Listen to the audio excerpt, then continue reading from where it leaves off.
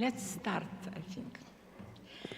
Ladies and gentlemen, esteemed colleagues and distinguished guests, it's my great honor to welcome you to the Cost Voices Action Capacity Building Symposium for Early Career Researchers in Vilnius.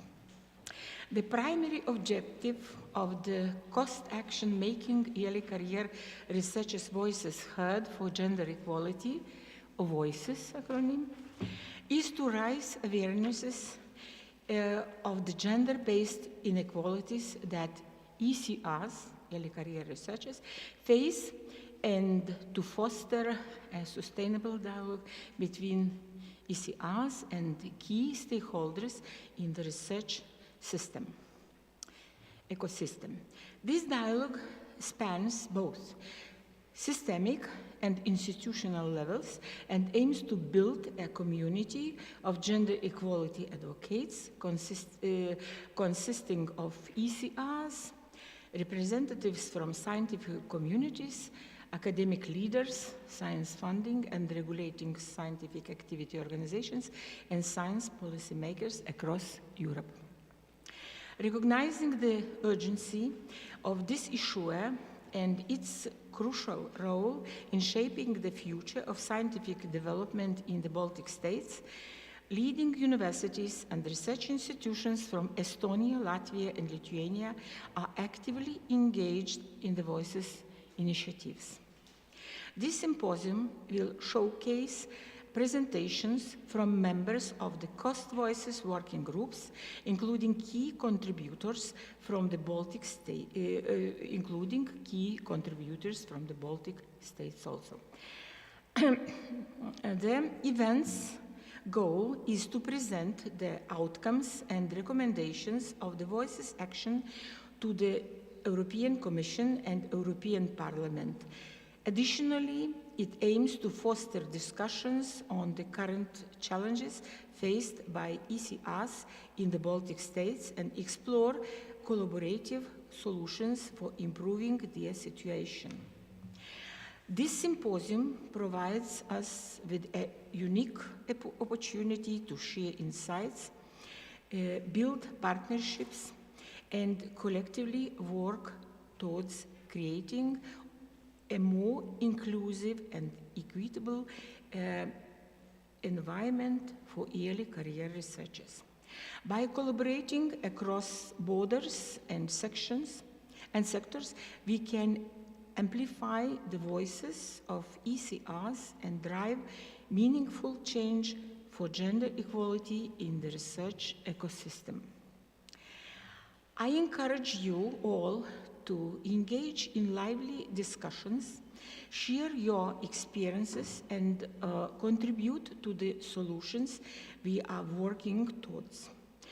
Together, we can shape a future where all researchers, regardless of gender, have the opportunity to thrive and contribute to the advancement of science. Thank you, and I look forward to a fruitful and inspiring symposium. Now, I would like to tell you that I'm honored to invite Professor Edita Sužiedelienė, the Vice Rector and Prorector of Research of Vilnius University, to deliver the opening remarks and share insights on the university's role in shaping the future of early career researchers.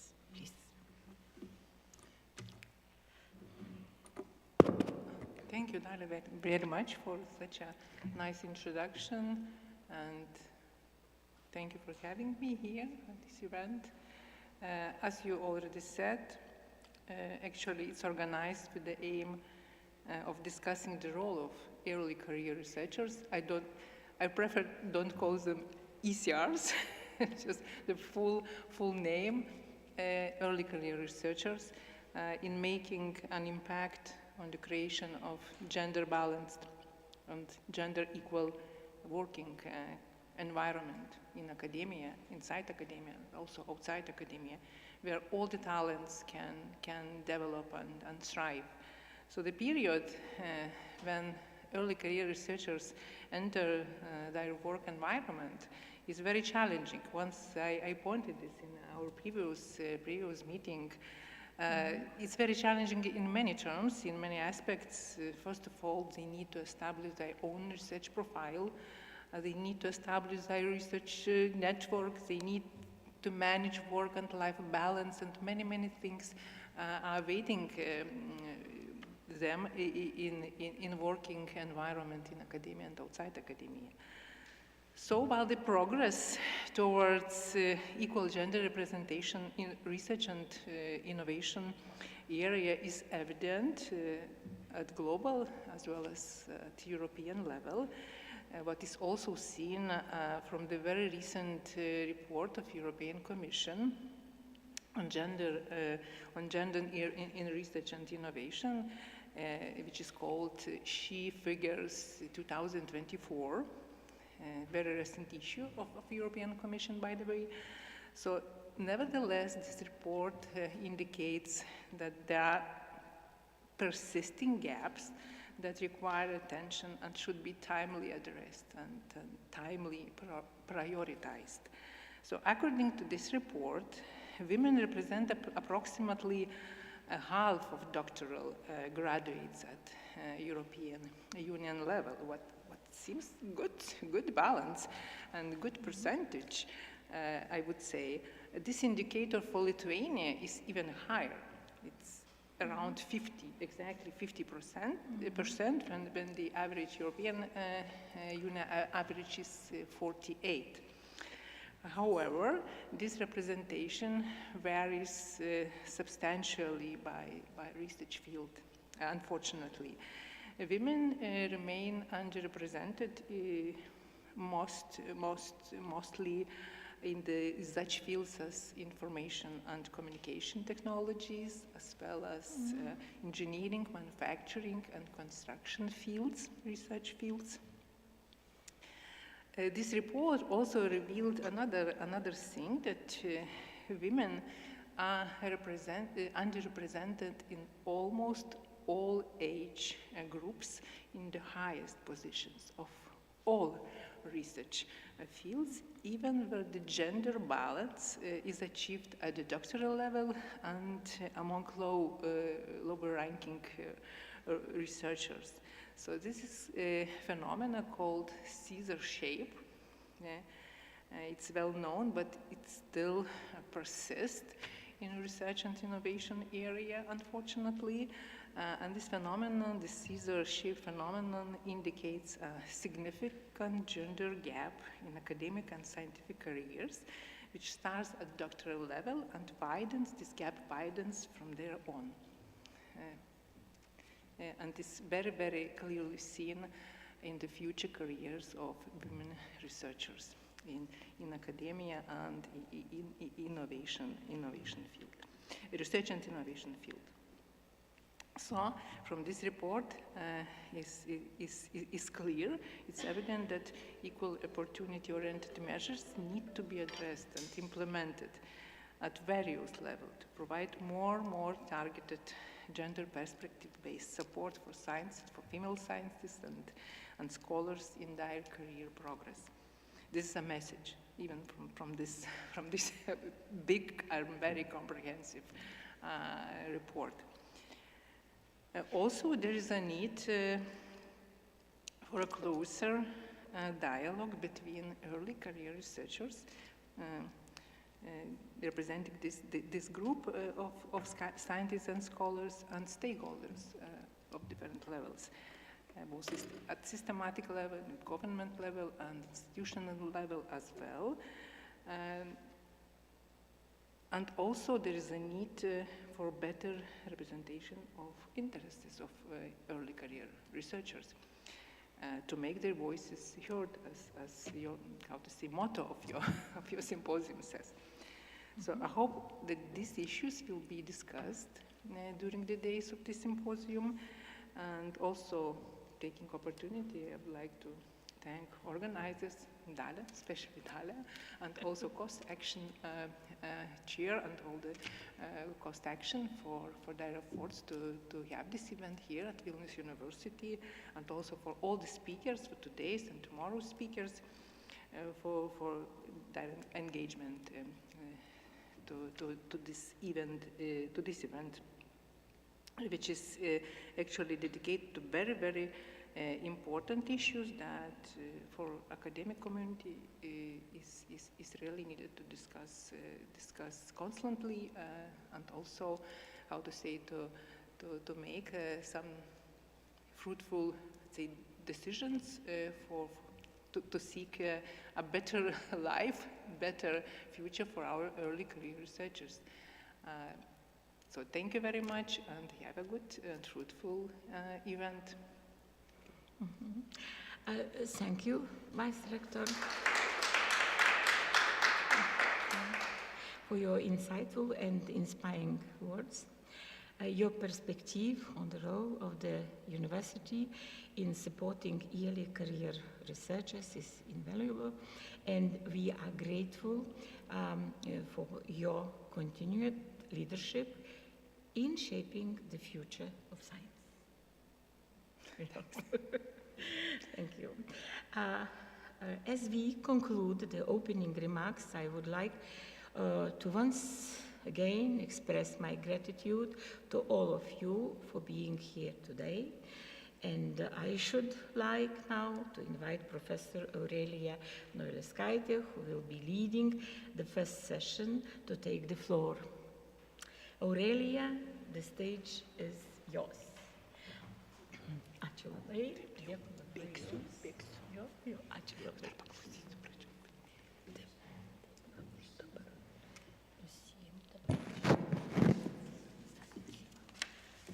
Nusiimam jau, gerai. Panaudot. Dar nepanaudot.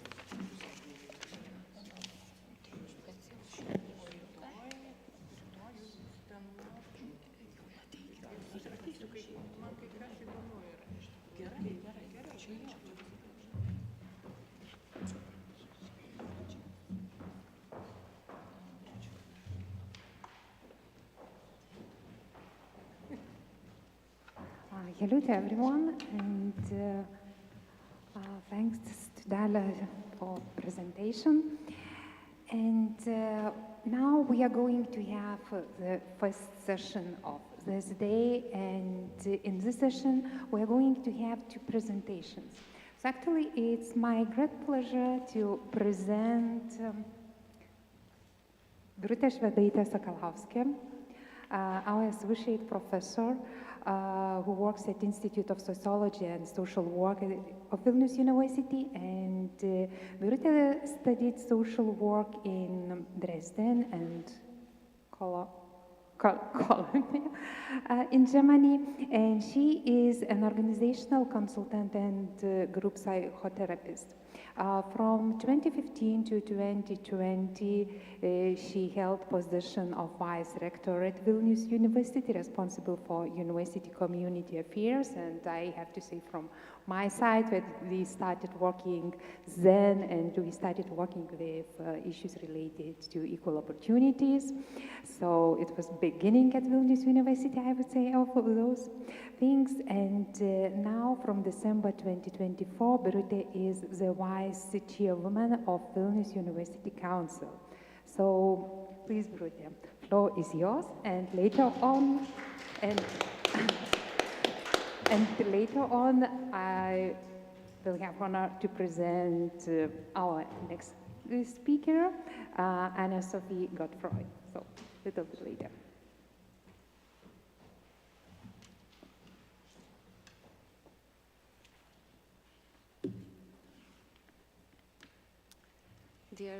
Dear ladies, dear guests, dear all, welcome to Vilnius University. And I am delighted to have opportunity to share my thoughts and memories on gender equality issues here at Vilnius University for the beginning. And I apologize in advance for my mistakes I make in use my English, because I am German speaker, and this is probably only my second presentation in English, so be careful.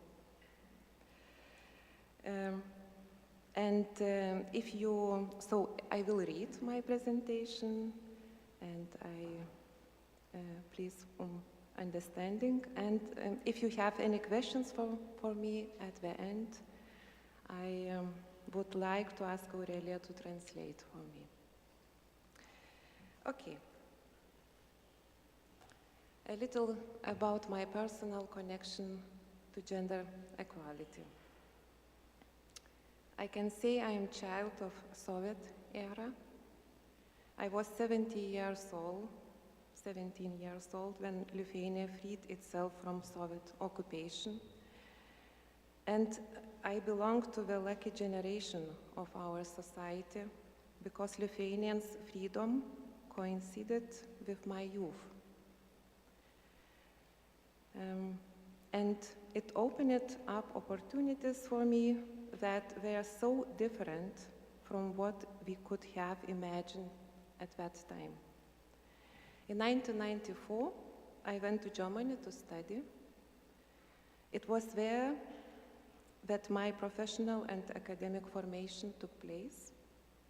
I studied social work. It was a very new profession in Lithuania at that time.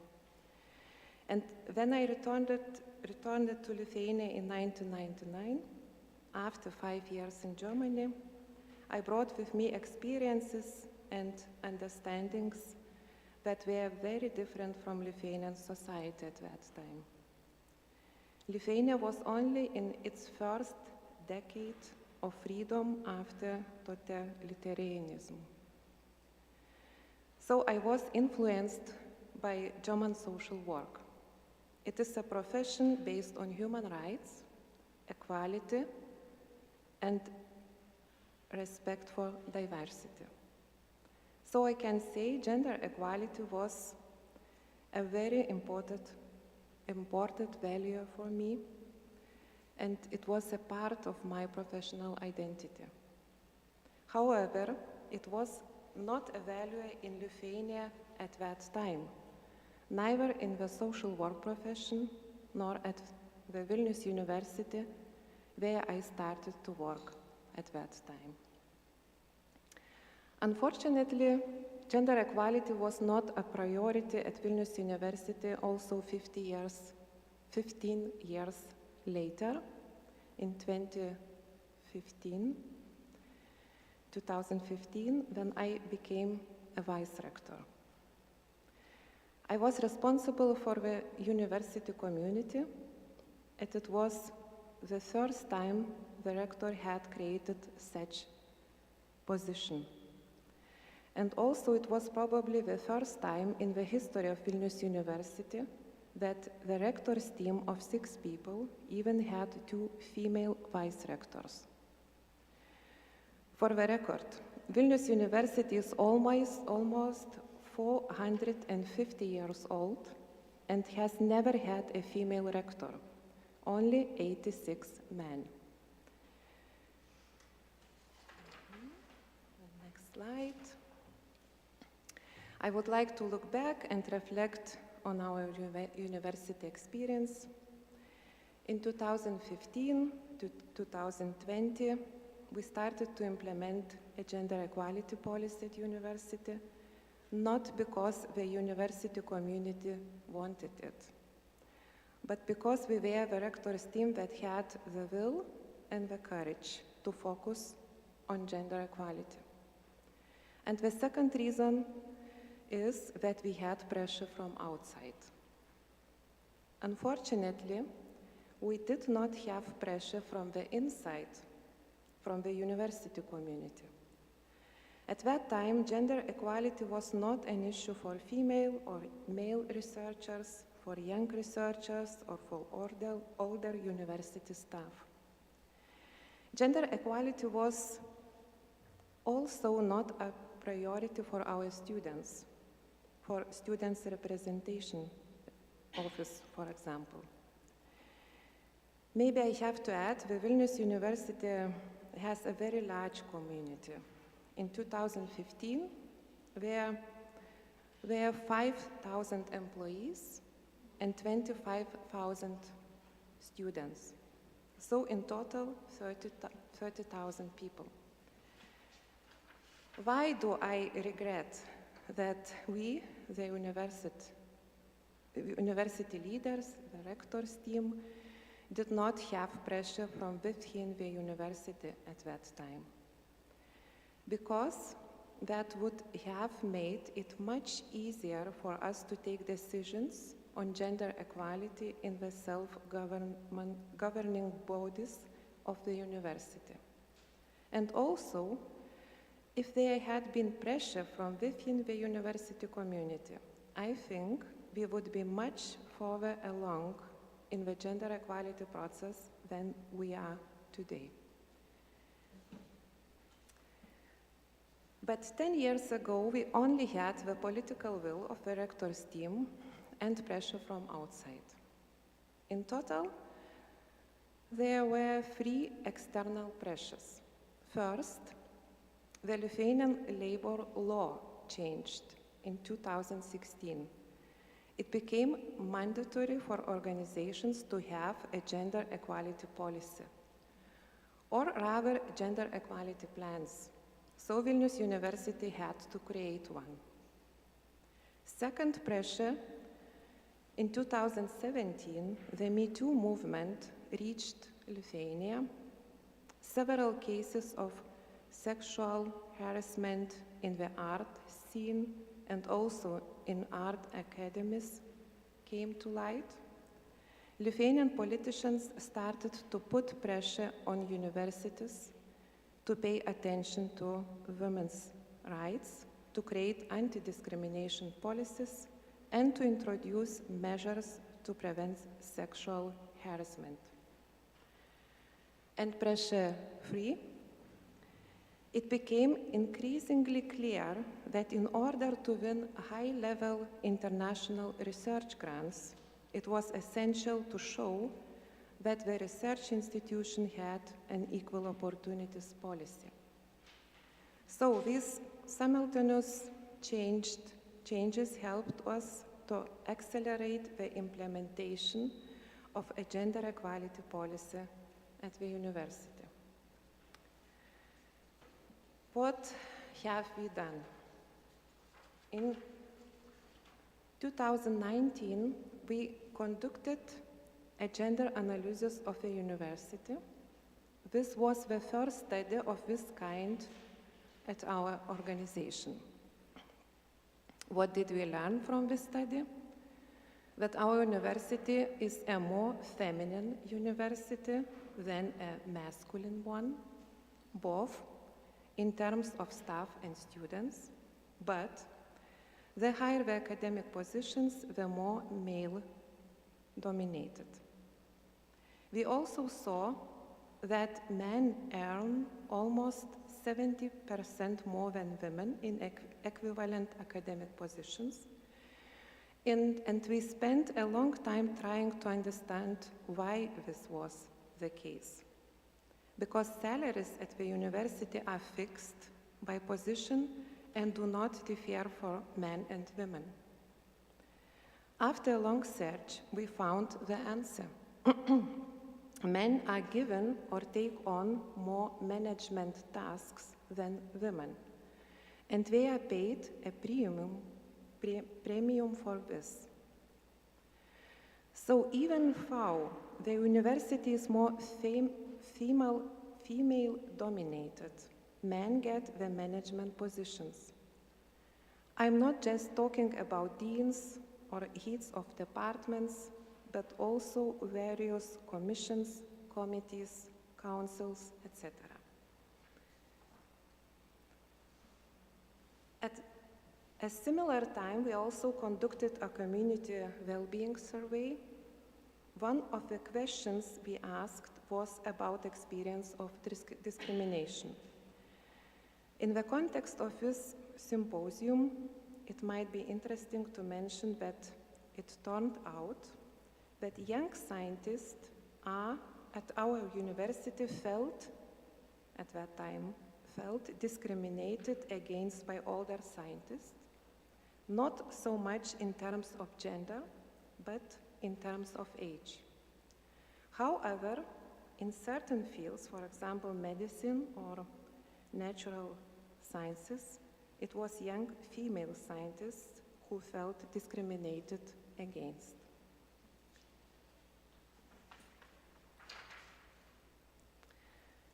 So, with external pressure and internal research, we formulated the Equality and Diversity Strategy 2020-2025, and this year is the last year for this strategy.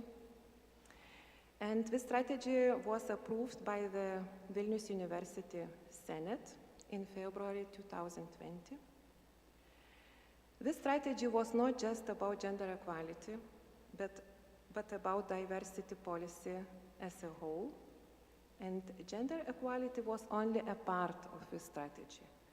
And we did not set any sharper targets in this strategy, just to prepare equality plans and so on. So it really is a very moderate policy. Yet the Senate vote on this policy was very difficult. I remember it very well because I presented it at the Senate myself.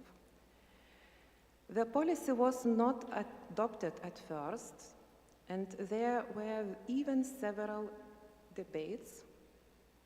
It was a real battle. Why was that?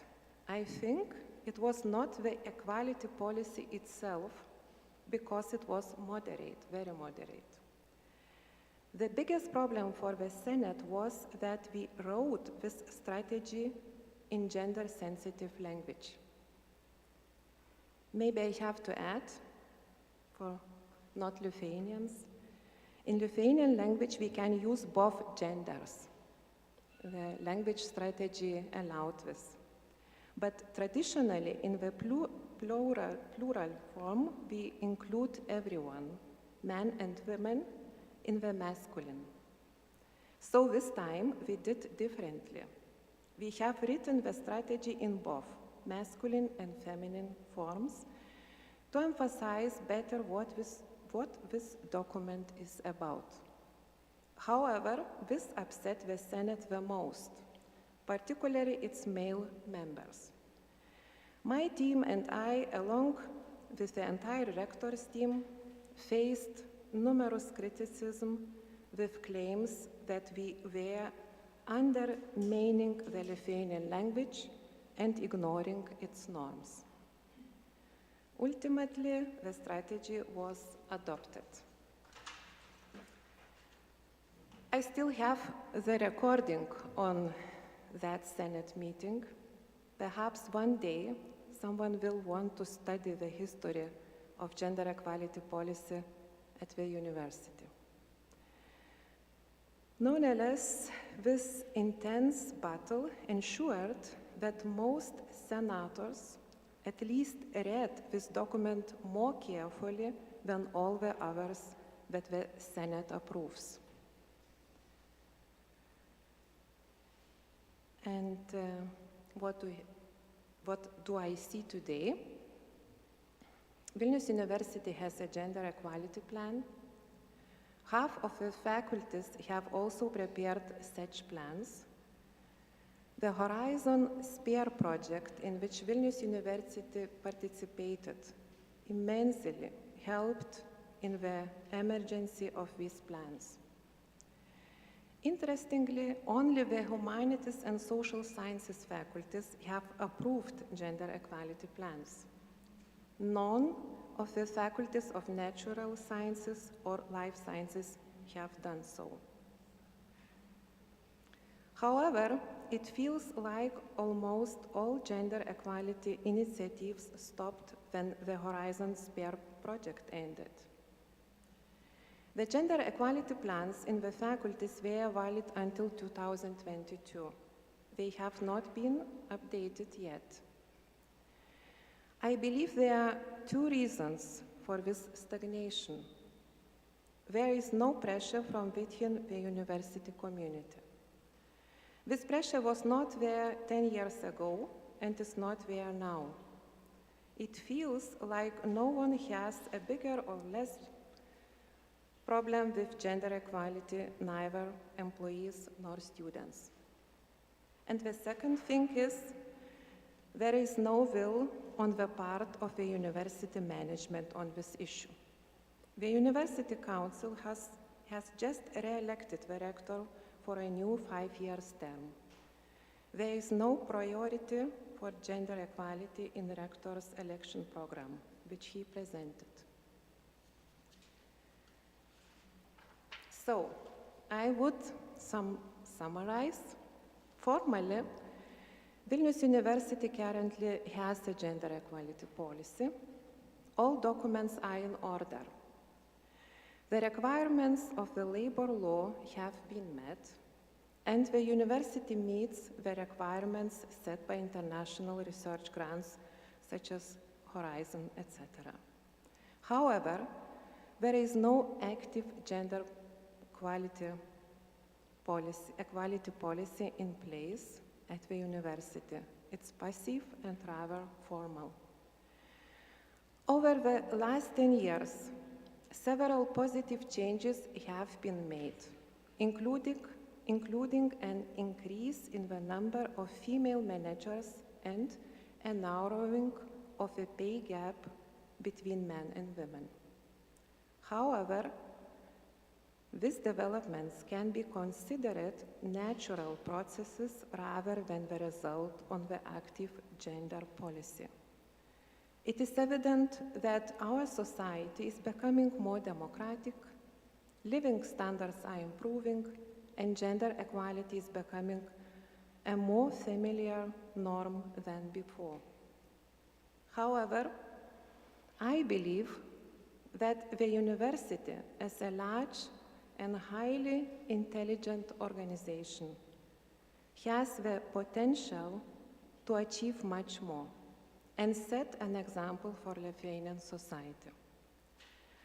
Most of all, I wish that our community, students and employees, would see the need for gender equality at the university and start demanding it more strongly. Human rights, equality, and attention to diversity become crucial when we see what is happening in global politics these days.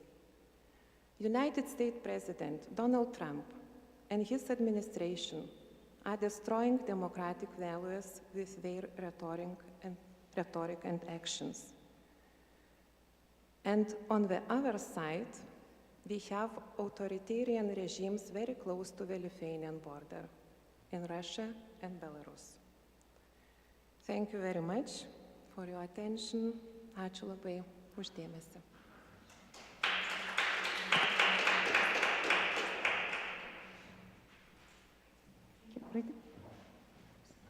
Thank you, Birutė, for your speech, and thank you for reminding us where did we start, and well, let's go. That community will activate, and those ideas will resonate somehow in our communities. So maybe there are some questions. Yes, Ludwika, please. Thank you very much. It was really informative, and it's really great to see how much effort was put into this question when you were in the rectorate, and also that the university was responding to the pressures from the environment. So this is not given, that if there are pressures and one would respond. So I think something you didn't mention was the political will of the university management at that time to say we want to do something about this pressure from outside. And I think the leadership was really important. So just to kind of give it back to you in a way.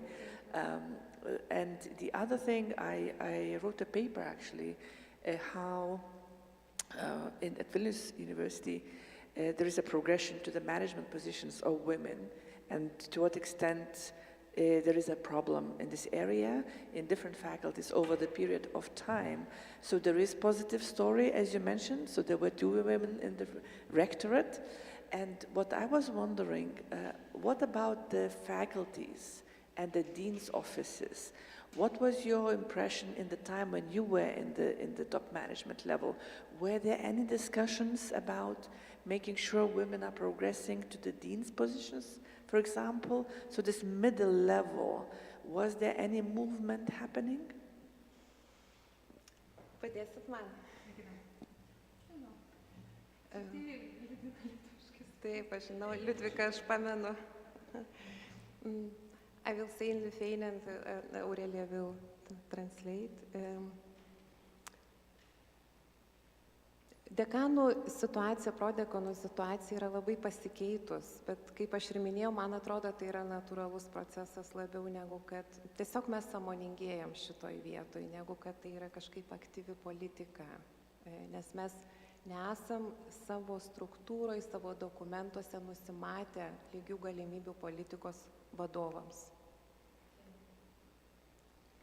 Birutė says the situation is changing and we all are getting more conscious, but we do not have pre-planned any political or strategic task or strivings on that middle level or level of deans and vice deans. But we're changing. Vienintelė vieta, kuri universitete valdymo organuose yra tikrai užtikrinta dokumentais, kad būtų abi lytis atstovavimas, yra universiteto taryba.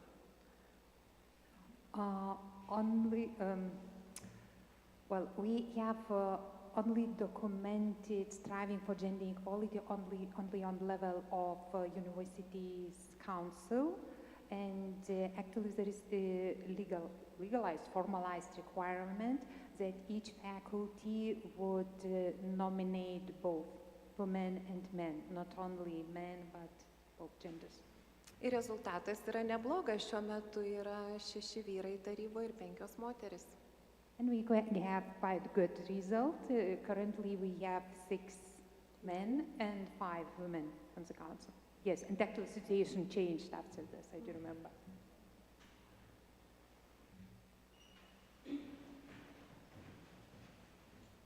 Thank you for a nice presentation. It was really very interesting to hear, the story, how it was developed, all these gender policies. Actually, my question is related to the 17% that men has higher salary, because like scientists and researchers, we are really categorized, like young researchers, senior researchers. So can you comment in which positions these 70% appear? Aukštesnėse pozicijose. Ir kaip ir minėjau pranešime, mes labai ilgai ieškojom atsakymo, kodėl. Actually, it take long time for us to find the answer. Why? Mes iš pradžių galvom, galbūt vyrai daugiau pritraukia projektų ir dirba daugiau tyrimuose negu moteris. Initially, we thought that maybe men attract more projects and more in the projects. Bet pasirodė, kad tai yra dėl priemokų už vadovaujančius darbus. Tai reiškia, kad vyrai aukštesnėse pozicijose prisiema arba jiems yra patikima daugiau vadovaujančių pareigų ir jie gauna priemokas už tai. Ir tai yra 17% skirtumas. Vidutiniškai čia. But actually the difference was because men, they have higher positions and they have extra payments for management, yes. For management.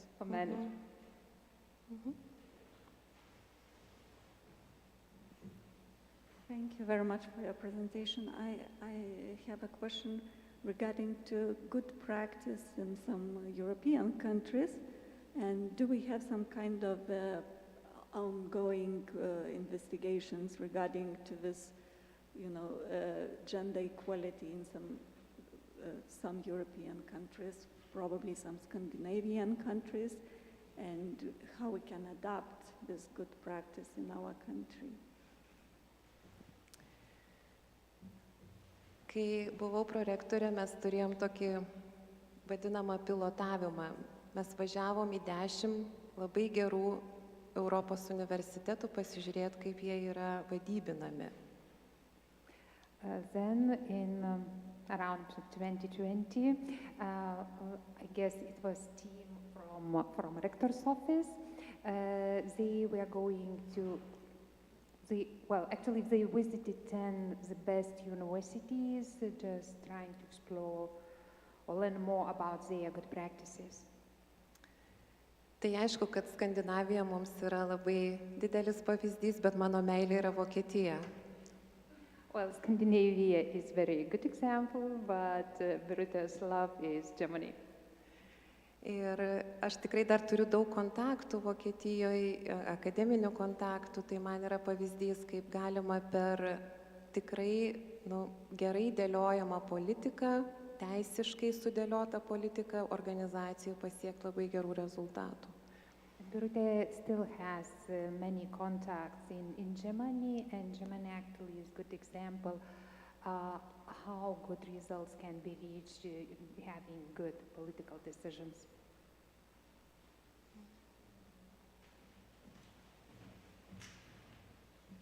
Thank you for your presentation. I have 2 questions. So one is about the impact of COVID, because you mentioned your strategy started in 2020, so it was 2020-2025. So how was it impacted by the pandemic? And I don't know how it was here, if everything was online or not. And my second question is about how you prepared the future after the SPARE project, and what happened, because we always have sustainability plans and so on, and in practice it's usually more difficult than that. Thank you very much for very good questions. Apie COVID-ą aš negaliu nieko atsakyti, nes aš tuo metu jau nebebuvau prorektorė, tai ir nelabai žinau iš tiesų. Tai manau, kad per šitas 2 dienas kolegės papasakos, kaip vyko toliau, kas vyko po 20 metų su strategija. Birutė can't say anything about COVID situation because she left the office right before the COVID, but I can say from my side, because I was involved with SPARE project. So actually most of things stopped, or we worked slower, but actually implementing SPARE project we moved further. O dėl ateities ir ką svarbu daryti dabar, tai vėlgi tai nebėra mano atsakomybė, bet kadangi esu universiteto taryboje, tai aš turiu vieną balsą iš 11 spausti universitetą, ypač tvirtinant jo kitų 5 metų strategiją, kad šitas prioritetas vėl atsirastų mūsų agendoje. Thinking about future, actually Birutė is member of the council, so she has one voice, and vice chair, so quite strong but only voice. One voice. Quite strong voice, and she promises here in front of audience that she will support the gender equality issues and all other diversity and equality issues in the future, and will then the documents and strategic documents will go through the council. Her voice will go for keeping diversity equality issues on the agenda. So I will try.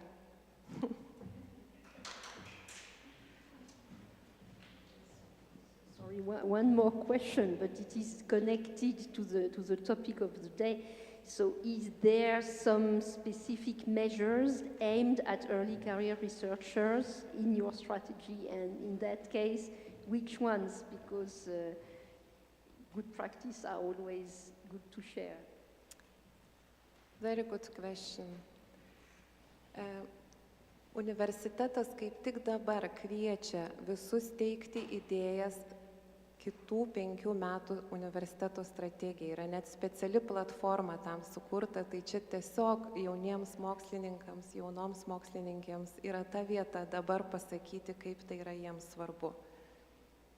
At this moment, there is organized platform, and all university community is invited to share ideas, probably take part in discussions for new strategic planning, and it is very good time for early career researchers, for female researchers, well, for everyone and anyone in the university community to say what is important and what is needed.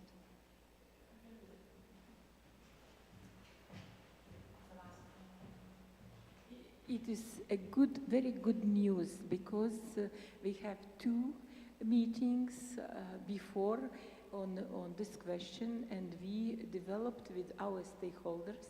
Our stakeholders are policymakers, and participated in this meeting last year, at the end of the last year, and we have the recommendations, and we will give you the recommendations. Thank you. Good, very good, thank you. Thank you, Birutė, for presentation and for sharing your thoughts.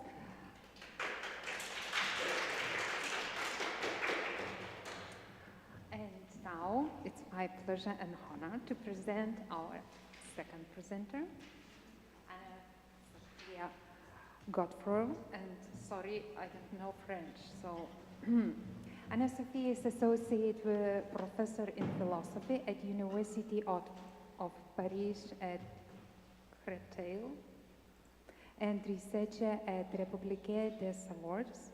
Sorry for my French, I don't have it.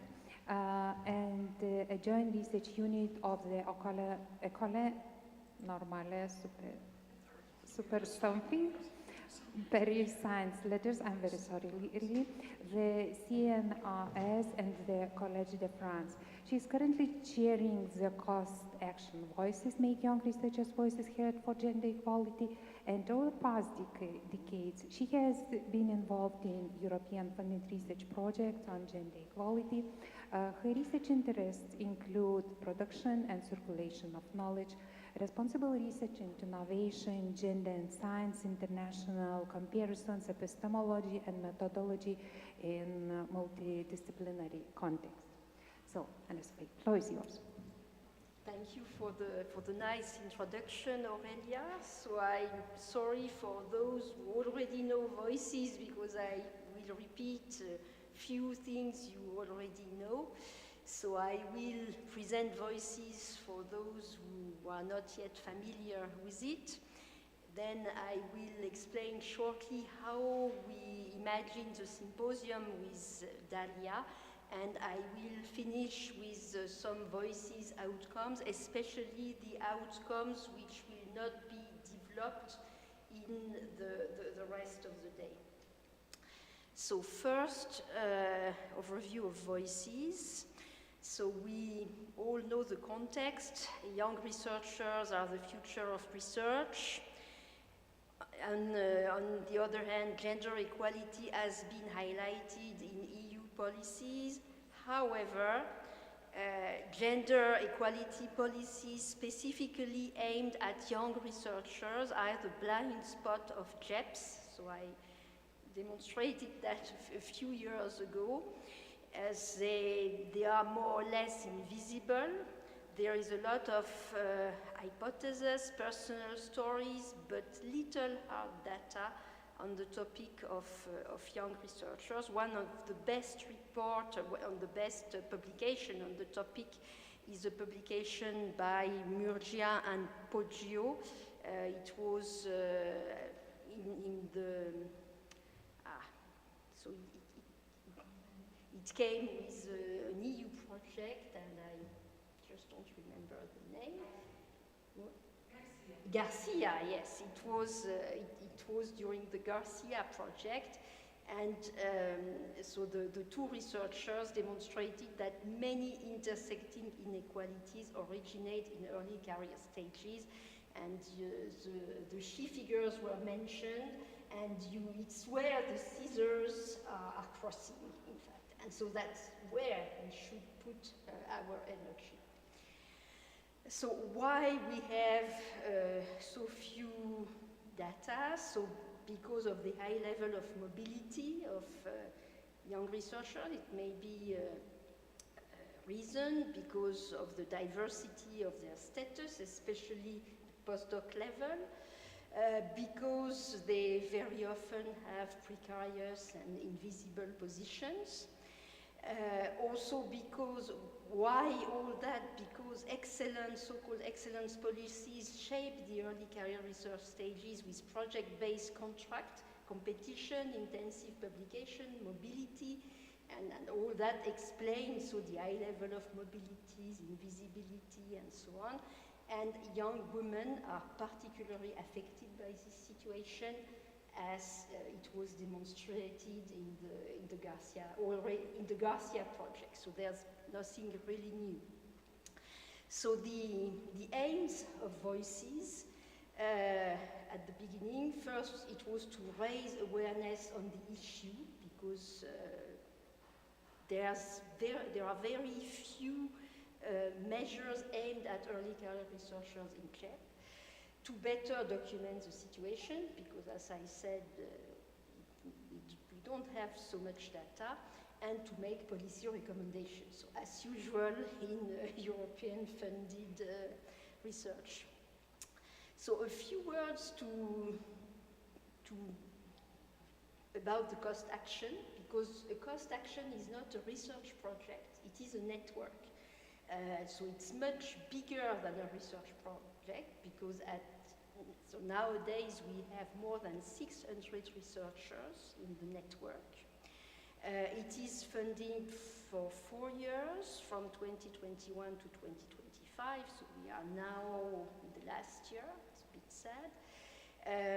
It is hosted in my institution, the École Normale Supérieure, but it is, and we have members from 37 cost countries, which are more or less the European Council countries, and some beyond the cost countries. So it's much larger than the usual European project.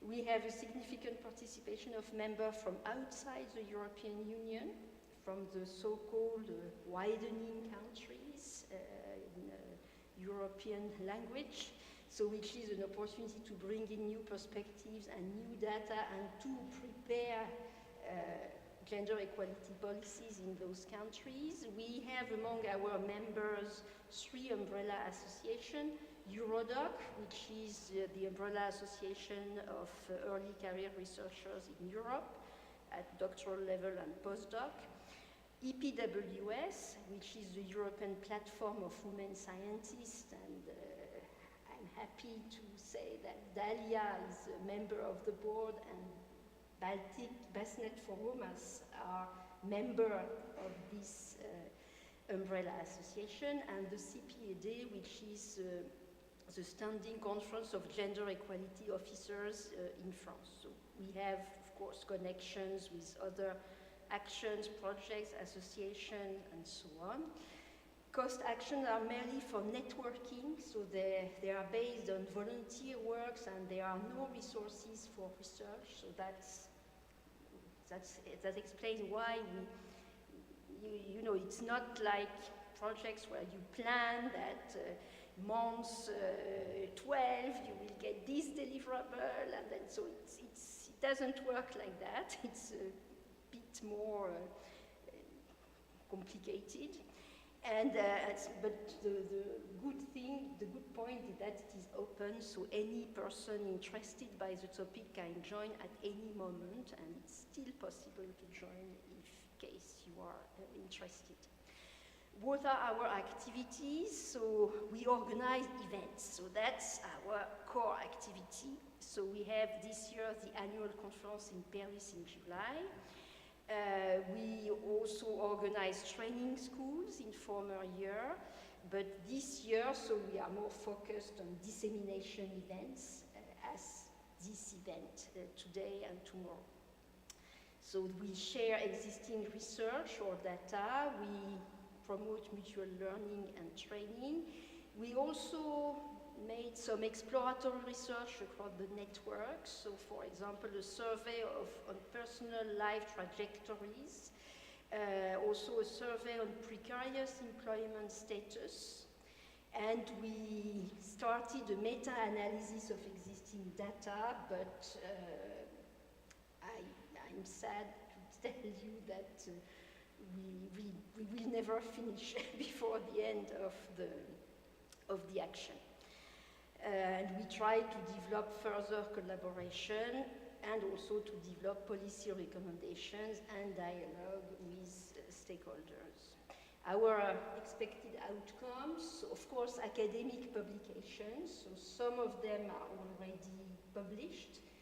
The other ones are coming for summer or autumn. Wide public publications, so we try to be on social networks to propose podcasts. So today we are on YouTube, so we try to reach a wider public. Dissemination events, so as a final conference in July, and many regional symposia, as this symposium today. And we also planned many panels in third-party conferences. And last expected outcome, what we call the White Book, so which is a book with policy recommendation. We want to share with the European Commission, DG Research, of course, and also with the European Parliament, and it can be shared at national level, of course, in all participating countries. So here is the structure of the project. So we have 4 working groups. The 3 first working groups are working on the 3 ERA priorities, so the European research area priorities. So it's completely in line with the European policies, and we added an additional group on sexual harassment, gender-based violence, and institutional culture, which was added to the ERA priority later. So and then we have 2 transversal working groups, one on intersectionality, so how to move from gender equality to a more intersectional approach, which is a very tricky question in a European context, because the data you may collect vary from a country to another. So there are many issues, but I think we can progress. And a working group 6, another transversal issue on data and monitoring. So for each of the working group, so the question is always what kind of data could we collect systematically, and how can we monitor, where could be the indicators, and that kind of questions. So the hypothesis we had were that at some factors at personal level are creating inequalities. First of all, the lack of stabilities and the lack of perspectives connected to project-funded research. And also at structural level, the fact that you have funding inequalities between countries and fields, and it intersects with gender, and we tend to have more women in less funded areas and more men in better funded areas as STEM. And so it creates, of course, more difficulties and less opportunities if you are in the less funded areas, which is the case of many women. So it means that your success rate will be lower when you apply for something, so everything will be more difficult. And I say so. I cannot say that we completely prove the 2 hypotheses, but all the data we collected is coherent with those hypotheses.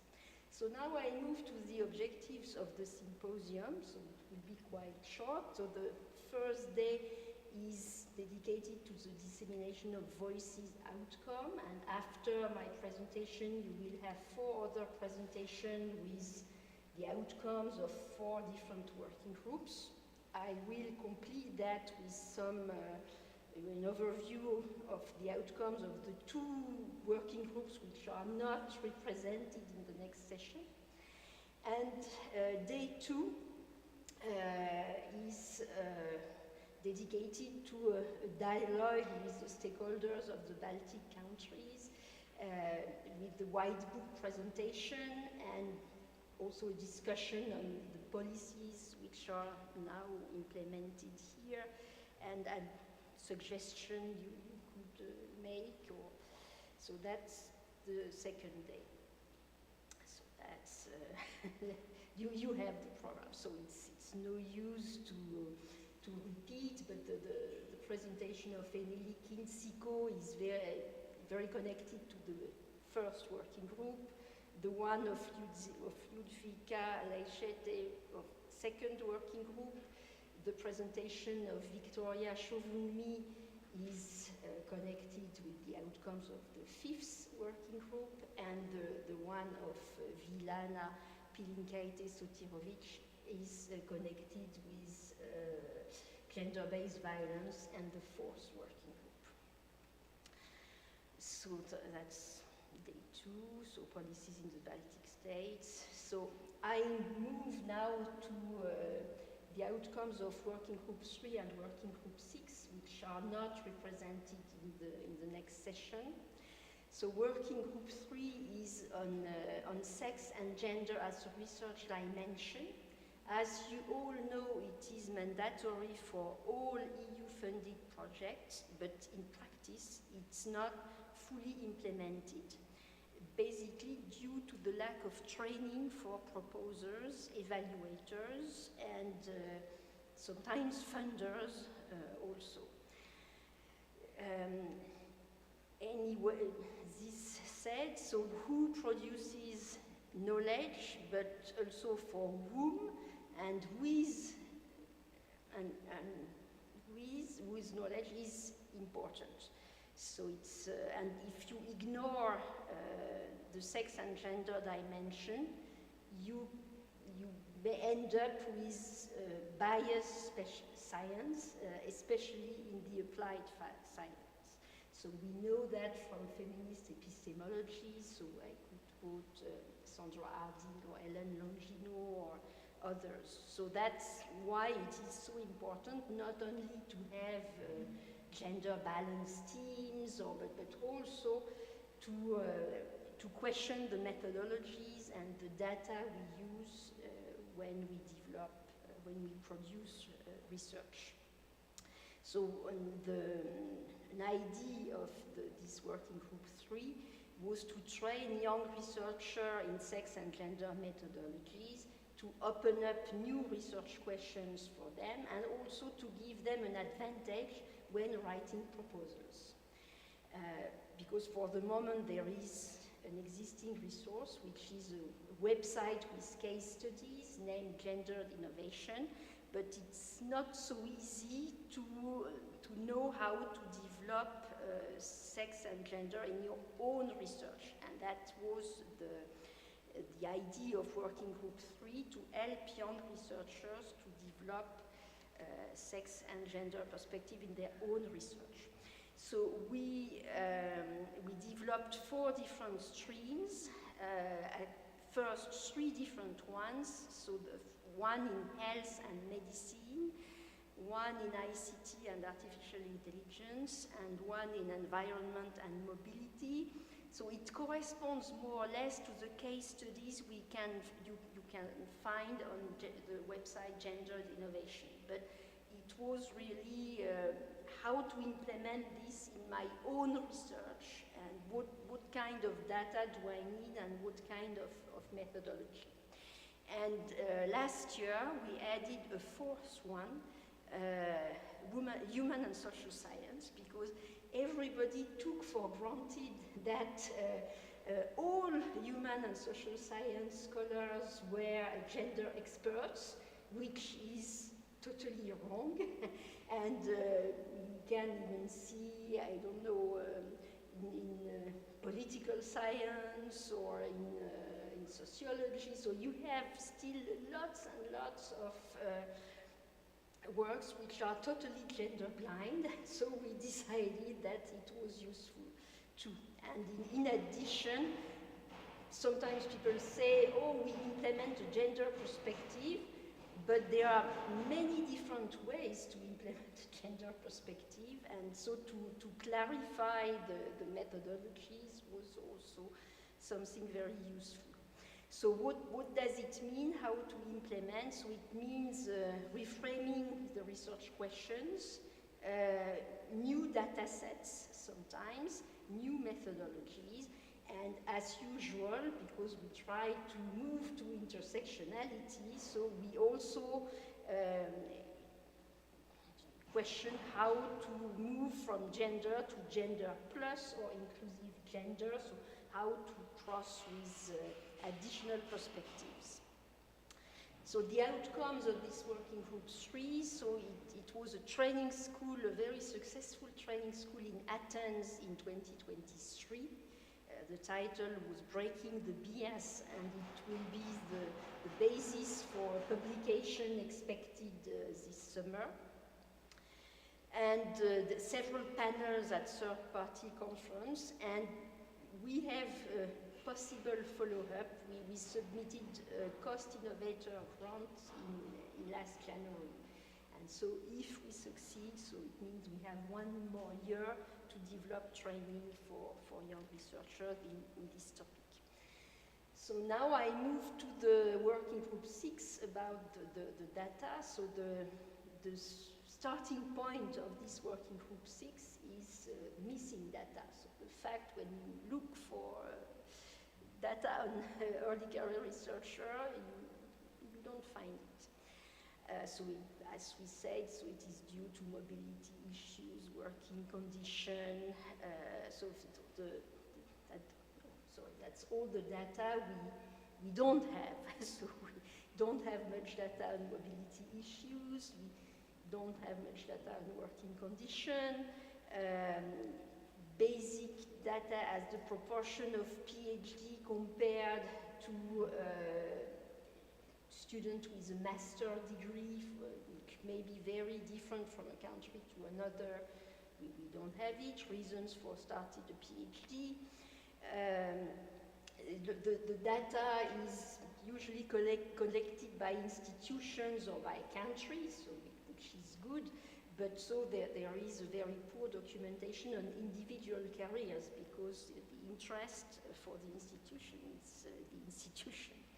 And the intersectional perspective are very rare in that context. So there was a need to better document the situation, to better understand the dynamics behind those situations, to take into account the diversity of situation, and to recommend also more systematic data collection and some ideas to develop an intersectional perspective. So the first, very first preliminary question around this, for this working group was who are the young researchers? So more or less PhD and postdoc. So for PhD candidates, the definition is quite clear.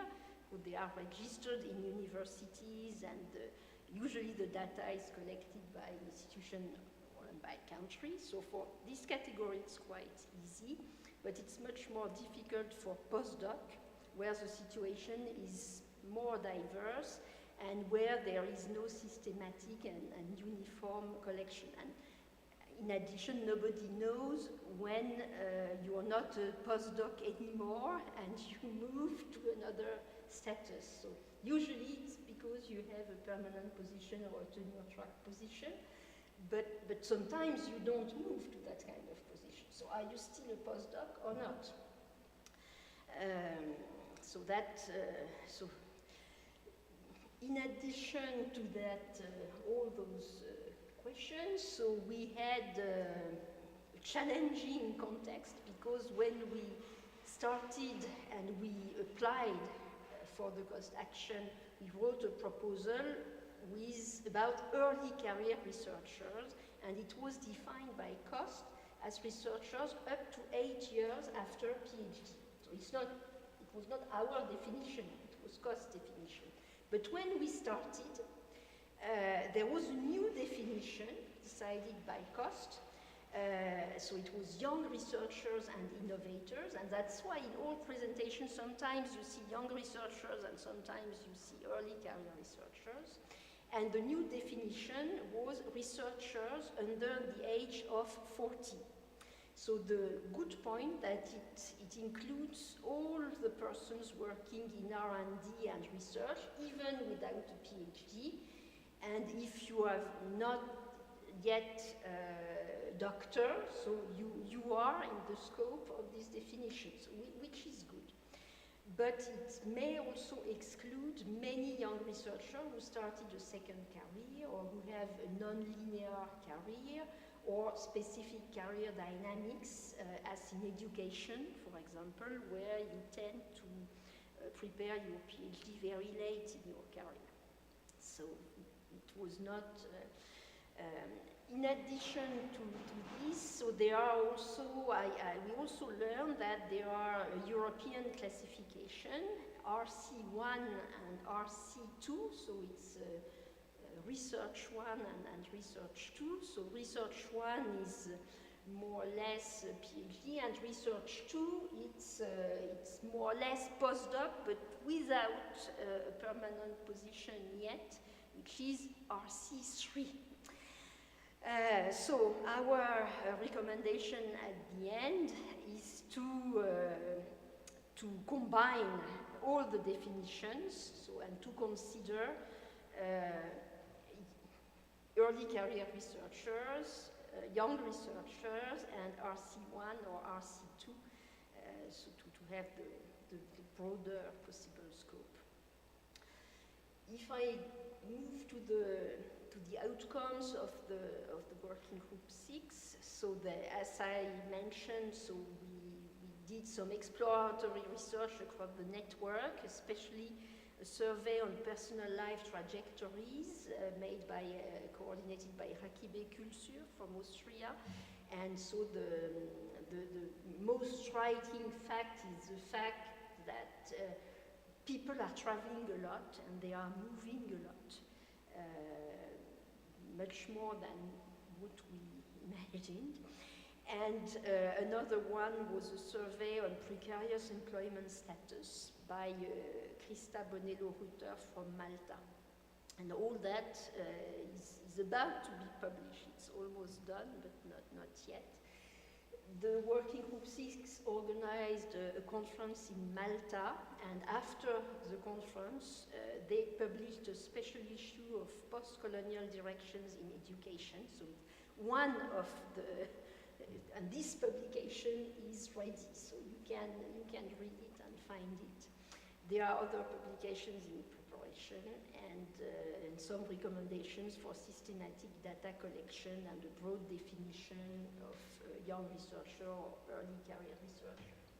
So I now move to the end of the presentation and the perspectives and conclusion. So on one hand, so we try to improve existing gender equality policies. So it's not revolutionary, but it can work. So, and it can be easily implemented. So we propose to better integrate young researchers or early career researchers in gender equality plans, in charters, in awarding systems as ECRs for R, and so to add specific chapters in all that. And I think it's not revolutionary, but it can improve the situation.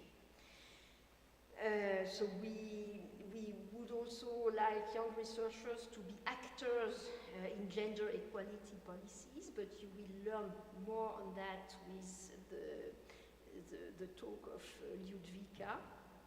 And we want also to have more inclusive policies and to broaden the definition of equality to include intersecting inequalities. So that's often a bit technical, but again, I think we can manage.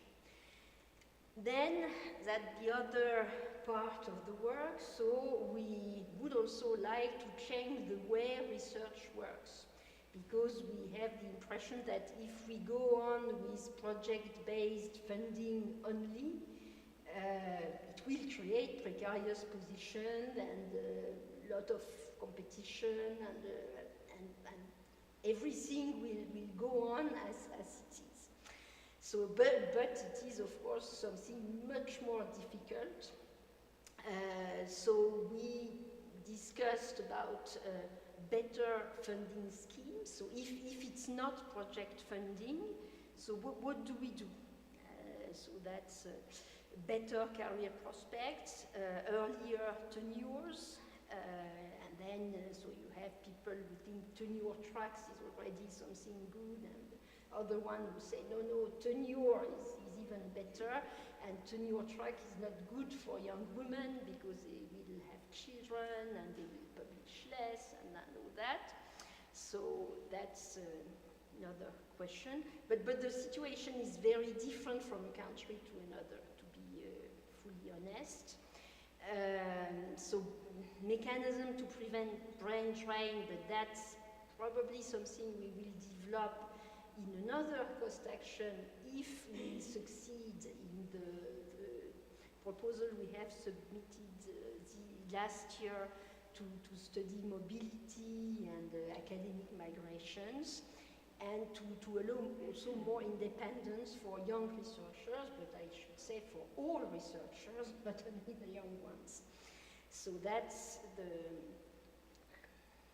I would say that's a longer perspective, a long-term perspective where we are not sure we will succeed. But again, so the more modest changes we suggested in the slide before, I have hopes that it can work.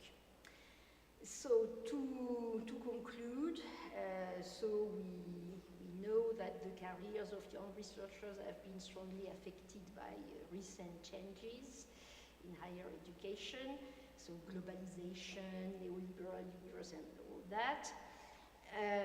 It is a challenge because internationalization and excellence tend to make the beginnings of careers more uncertain and precarious, but it may be also an opportunity because development of gender equality policies, the demand for more inclusive research offer opportunities to rethink the research ecosystem.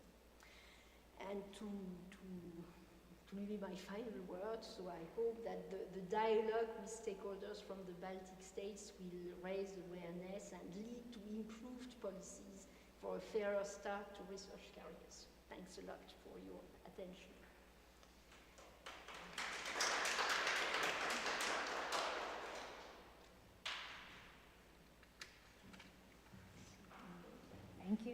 Thank you, Anne-Sophie, for informative and I would say optimistic and energizing presentation. And let's hope that those, well, not revolutionary, but I would say quite ambitious strivings and plans will come true. And yes, we all wish us good luck with application. And so let's go, we will have possibility to continue cooperation. We have time for several questions.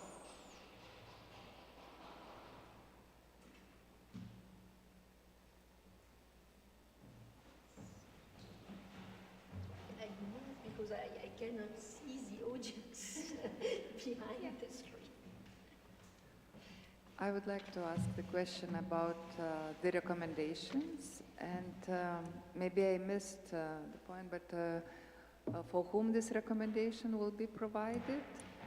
And, you know, like one thing is provide recommendation and, you know, say what we found, but what is your maybe ideas how to make this recommendation work?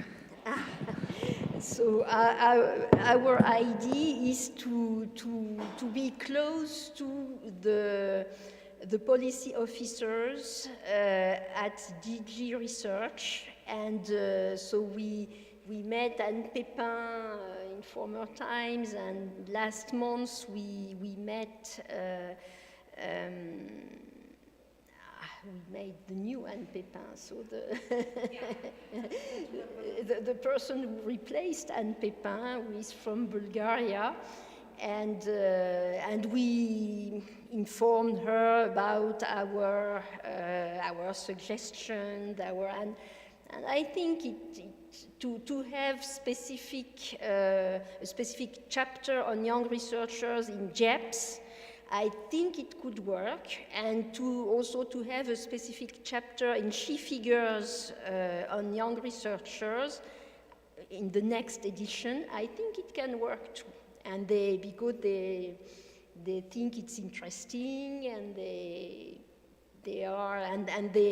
also want some new ideas and some to push gender equality policies, because everybody is afraid that, so with all the policy developments in the US, so of course all the people who push for gender equality in Europe, so if they are supported by stakeholders, and as academics we are stakeholders, so they have good arguments to say we have to develop those policies, let's move on, and all that. So,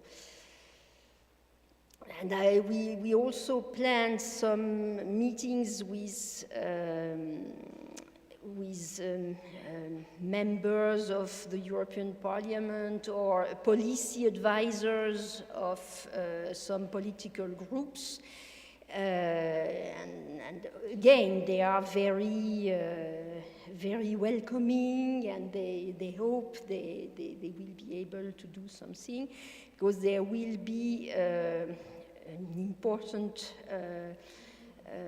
moment. So because till 2027, so all the work program is already written.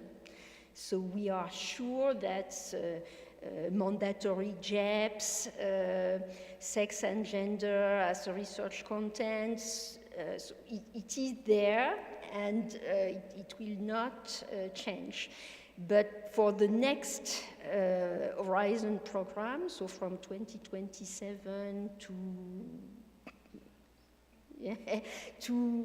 the future, yes, so it's under discussion now.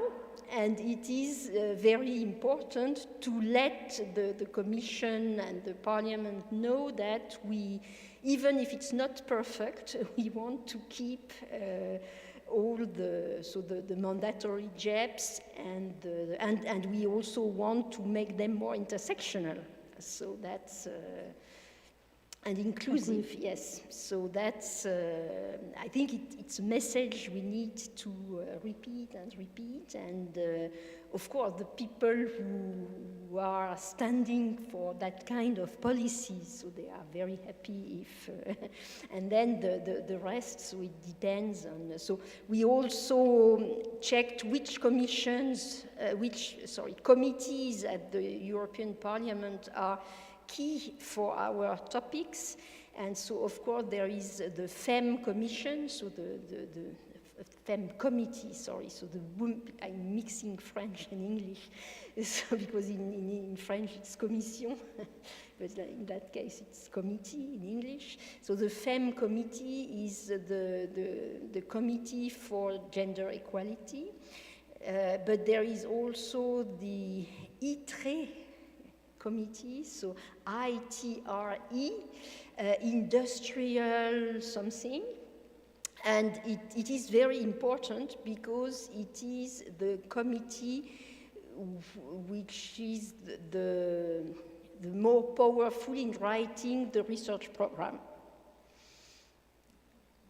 Because the research program is very connected to industrial policies, And so this committee for industry, industry transferability and research, so it's something like that. But it is, in fact, where the research work program is decided.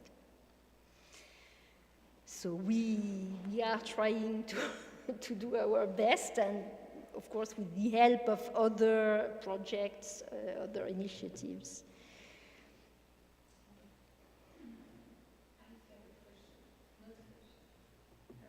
You know, I have a suggestion, you know. We will, you know, have the opportunity to listen you twice, yes, tomorrow. And thus I would invite you to family photo before the you know, coffee break. Is it good suggestion? Good suggestion, thank you. Thank you very much for very interesting presentation. And okay, but tomorrow I will detail the recommendations we have, because I gave. I also have, you know, one recommendation. It is it will be nice idea. It is very nice to have lobbying in the financial, you know, some committee, you know, of the European Union to give for these topics as scientific topics, you know, to more money.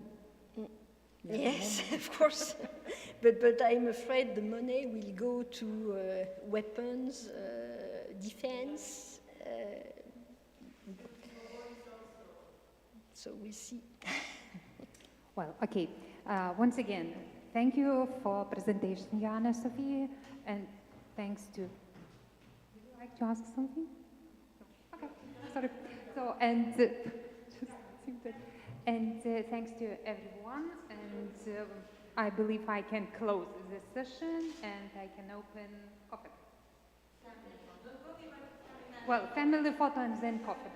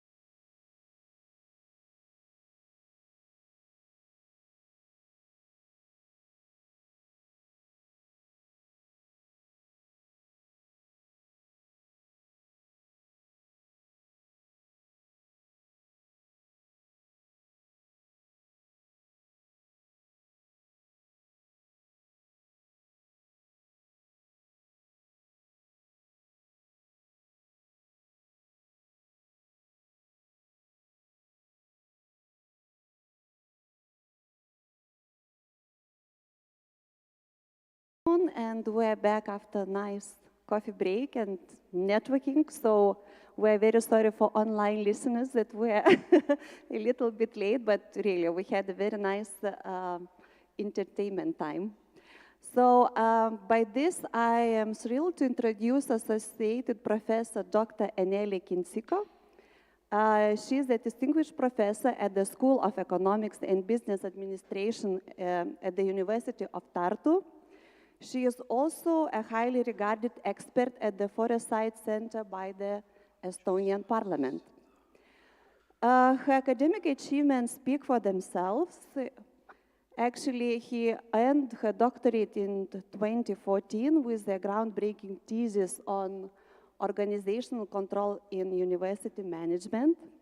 Her passion for research is evident in her involvement in more than 25 remarkable projects and more than 83 publications. And her focused research topics are foresight and future studies, academic labor market, education and research, and management research. So, Aurelija, the stage is yours. Will I use this one or? Yeah, I use this one. Okay, so everybody, good afternoon from my side also. I don't know, am I early career researcher or not, because I'm below 40. I'm associate professor. So my PhD was defended in 2014, so I'm a bit of mixed. Who am I today here talking to you? But I will speak a bit about data, trends, struggles, and hopefully I will raise some questions that help better policy making for young researcher.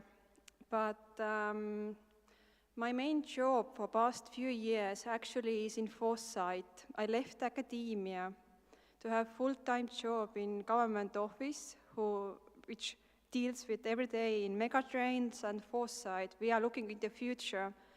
And I think it's very valuable to talk about megatrends also in case of young researchers, because academic labor market is not in isolation from the rest of the world, from the rest of the labor market, and this is really crucial.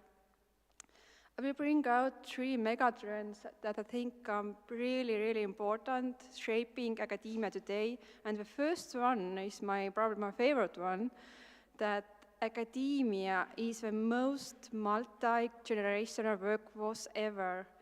I think today a lot of reports are showing that first time in history, actually we have 5 generations working side by side. And education, I mean schools and universities, they show it every day. You have people in their 20s, you have people in their 80s. So what does it mean? Well, today, education is, educational sector, including higher education, stands out actually at the labor market from 1.1 megatrend. And the fact is that this is the only field where you actually can work past 80, past 60, past 70, and this is something we don't value. But, and the second fun fact actually, there are 2 studies that I found, one from US and one from Netherlands, that show that those working in academia or working in educational sector in general as teachers, for example, they live the longest. To be honest, I think it was US study that showed that females pretty much live close to 90 years and male a bit less. And this exceeds all the rest of the sectors. I think construction and transport were the lowest in expected life length. And just to prove a fact, actually, I just pulled out the data yesterday, Estonian data. We have around 4,000 academic staff in our country. How many people we have in academia who are 80 or older? And you can see that past 10 years, it has risen from 12 people, and today we have active 41 people, academics, who are past 80 years old. You won't see it in any sector, and it's possible. And the reason is easy. Why people in education live longer is that you keep your brain active at high age, and you have freedom over your work, which is really important. So it pays off, actually, to be in academia in a sense. You live longer. Changing values, I think this is really an important megatrend. We are seeing it at the general schools, but also in academia, that instead of one career, people today have several careers. And the new generations, they don't actually they don't dream about careers. They just do the job, they change the roles. But I think what is really a problem in case of academia is that we picture academic career model as you see from the right side, there is one strict ladder, you just climb it, and I think if you are successful, you will reach the golden door in the future. But the reality is that there are many, many different academic routes and broken career ladders. So I think we really have to question today, do new generations value a ladder at all? I mean, senior academics are building career models, but actually do young people want them? We are seeing it very harsh at the school level today also. Young generations of teachers, they are not attracted by teacher career model. The same is happening in universities. They don't care. They care about today or tomorrow, not what's happening in 20 years. And the typical motivational speak for the young people is that work 20 years and you will reach professorship. No, that's not happening. That's not motivating today's young people. So, and the last megatrend, we cannot escape technology. I think the first disruption for us was around 89, 90, 91, when we had internet coming. That shaped everything. That shaped how we grasp information, how we teach, how we do research, how we learn. And today we are shaken by AI. And to be honest, I'm not worried about AI anymore. I'm worried what's coming next. That's my anxiety today. What's coming next? But as I'm still partially teaching my students, I'm asking every day from myself, what's the point of me in my university when we have AI? What can I add to the students? Because I can see that these young bachelor students, they are grasping information differently. And I don't understand it. So it means that I have to question my role every day. What can I add next to the AI? And to bring out that we will have AI native students coming. Like those children born in 2020 will go to university around 2040. We have no idea how they will learn, what they're expecting. Are we ready for that one? So these are big questions, and I think they are really intriguing ones. So that was about megatrends, what's happening, what's coming, and that the situation is different. Academia cannot be in isolation from the rest of the world. But the core of my presentation today is that one size does not fit all countries. And I think Baltic countries really are case for this sentence, because I will talk about 4 different dimensions. When we have early career researchers, we have to talk about the language, age, discipline, gender, probably more. But let's see. The language of PhDs. This is something that I just discovered past years. In practice, we see that this is Estonian data, very fresh one. Estonian PhDs finish much longer, 2 years longer than foreign PhDs. there's a huge gap. And you can see, I don't know how many years there are, 10 plus years. But Estonian national PhDs, it takes longer to defend thesis on average. Do you know what's the reason? It's actually very simple. They have higher workload because when you are a country that has to teach in Estonian and in English, it means that only small minority of people are able to teach in Estonian. I think the same is for Slovenia, for Lithuania, for Latvia, Iceland, all the small countries who have to keep up national language teaching.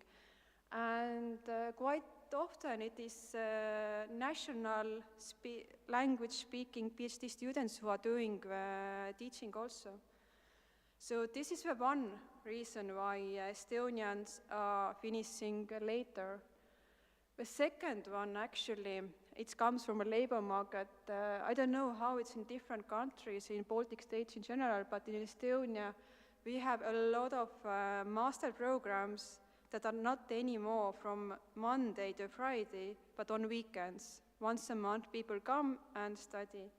So we have pushed there, and especially in social sciences and humanities, this full-time learning is fading out, which means that people who are full-time working will come once a month to do their master degree. These people are usually older. They have families, and these are also the people who join PhD program later in their life. So we have a lot of older master students who enter PhD studies and are much older than these foreign PhDs who come from different countries. So foreign PhDs, they tend to be younger, with fewer family obligations, they don't have financial obligations, bank loans, for example, which means that they actually have time to do full-time PhD. That's why they are faster. So that's the background of, and you can see the data. Share of foreign PhD graduates in Estonia is reaching half, which means that annually we have around 200, 250 PhDs coming out every year. So you can calculate what's the percentage of Estonians and foreign ones, but the increase has been really high, and I know that in Estonian media we had the news that we don't have enough Estonians teaching in academia already today, but it's getting worse right now. So language, I just put the map here. You can consider how many countries might be facing the same problems today. And this is a citation from a report that was given out by Estonian Research Council just a few weeks ago. And it says that often it's Estonian students, PhD students, who actually take the burden of teaching. And that's a double pressure. We actually are punishing our local students and prolonging their defense. So this is like something that we have done inside universities, like workload. We haven't actually noticed it, but we see the results, bad results. And the second one is age, coming from language to age. As I mentioned earlier, on average, foreign PhDs are much younger than local PhDs. I just pulled out the number, and how many foreign PhD graduates have been below 30 during the time of graduation, how many have been below 40 years of age, and well, almost 90% are below 40. On the right side, you can see the trend is slightly going down, that below 40 are around 60% Estonians. So why this is relevant is if we design policies and we put the age limits there, well, we cross out the Estonians, we cross out the Latvians, Lithuanian, local students, if we put the age limit, for example. That's the message probably from here. And let's look at the disciplines. I think this is the most studied arena in academic articles, that disciplines have different patterns. And usually from natural sciences, exact sciences, people are younger because they tend to go linearly. They have their bachelor, then they do their master's, then they do their PhD studies. But in social sciences, humanities, it's really trendy that you do your bachelor studies, you work sometimes outside, and then you do your PhD. And I think what is also a pattern is that a lot of staff members in humanities and social sciences actually teach every day, but they haven't finished their PhD studies. So we have people who have been 15 years doing their PhD, for example. So field-based differences, so we need to count this also in our policy making. I have had very fierce arguments with people from natural sciences who are mocking us, like, how come it takes so long for you? What's wrong with you? And I'm showing that, for example, there are minor things, like in social sciences, we have 1 or 2 authors in publications. You have 50 there. It's different. So please don't mock us, but see the patterns. So gender. Today the gender is really important topic, and above you can see the percentage of male and female who gain PhD before the age of 40. Females do it slightly at older age.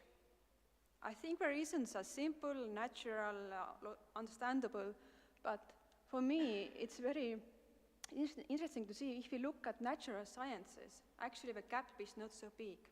So the field, intersectionality comes here. Look at the field and look at the gender, you get different patterns.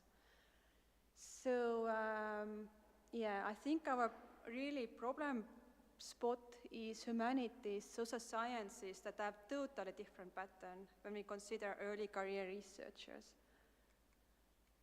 So, to summarize statistics, so one size does not fit all countries. So the discipline matters, the age, some PhDs have advantage while others don't have it. I didn't bring the statistics, but it's well known that PhD students from UK are very young usually. But Nordic countries, Baltic states, they are they are much older, to be honest. Like 10 or 15 years is a gap. And of course, in UK, PhD is also a bit shorter. And requirements for PhD. For example, in Estonia, we demand our PhD students to have 3 publications published in 4 years. To be honest, some academics are not able to achieve it, but we demand it from our PhD students. Right now it's 2.5, but still it's quite harsh. So I know that in some fields in UK you don't demand any publications, it's just monograph, but some fields demand it, so that it's very different what people have had to do to gain their degree. So even there I think inequalities start from. So language, I mentioned, we have to pay attention foreign and local students. I remember when I went as a foreign student to study in Manchester, I really worked full time because I had nothing else. I didn't have my second life there. I was just learning, so it's quite easy actually to do full-time PhD if you are a foreigner. But yeah, if you are a local person, you have all the family, relatives, you have life there, right? So it's different. So gender of PhD, what we actually discovered in Estonia through several studies is that females actually take more unpaid job during PhD studies, but also after that. So this is really a problem. If they do a job that doesn't matter in money or in career, but it just keeps the relationships happy, that's a problem. So reality check after PhD. Well, it's a bit funny picture, but this was sent to me by a professor. When I shared with my professor from Estonian University that I found out a fun fact. In Tartu University, youngest PhD ever was 24. Oldest one was 74. There's 50 years gap between them. And after that, he actually sent me, Africa did it better. This is from South Africa, and 80-year-old graduates with a PhD. So is this a new trend or not? So imagine if you are 80-year-old and you graduate a PhD, are you early career researcher? By definition, you should be if you count the years from PhD. So I think this is something to keep in mind, that we cannot eliminate people who do their PhD in 50 years, 60, 70, 80, because right now, few of my colleagues actually are past 55, and they are finishing their PhD. They are early career, and I'm not, I'm below 40. So this really raises question that who is early career researcher? Can we actually draw a limit? And I think the most important is, do we actually know why we are designing these policies? What should these policies help? Are they supporting experience gap? Because as I told, a lot of academic staff members have been teaching and doing research in academia without PhD, but they have much more experience than I have with my PhD. So I think the experience gap doesn't matter in that argument. Networks, they have wide network, much wider than I do. Resources, do they need money to travel? Do they need, I don't know, better salaries to pay the bank loans? Well, no, they have their houses. They have grandchildren. They have several houses.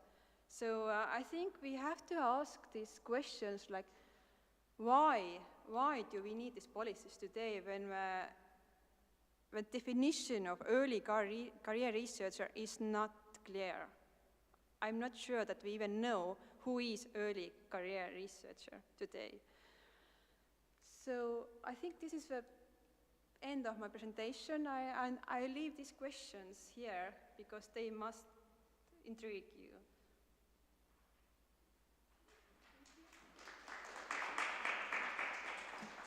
Thank you for such very interesting talk, and also I think everybody had time to think, myself also, because I was, proposing myself as a case study, what you were talking about, because I did my PhD in the Netherlands, and I managed to get my degree, under 30. So I am an really example of that, because I had no family, nothing, so, it was easier. Questions? Okay. Hello, thanks for a very interesting presentation. I have two questions. One of them is, what about those foreign PhDs? They finish their PhD studies in Estonia, and what's next? Do they stay in Estonia or they leave? I can only say from my own experience, most of them stay, but they are mostly engaged in research. Some of them actually have learned Estonian language and are able to teach also, but that's always fraction. But most of cases, they are staying to do research, yeah. But it's not so many of those, right? It's 200 something per year, and half of them are like foreigners.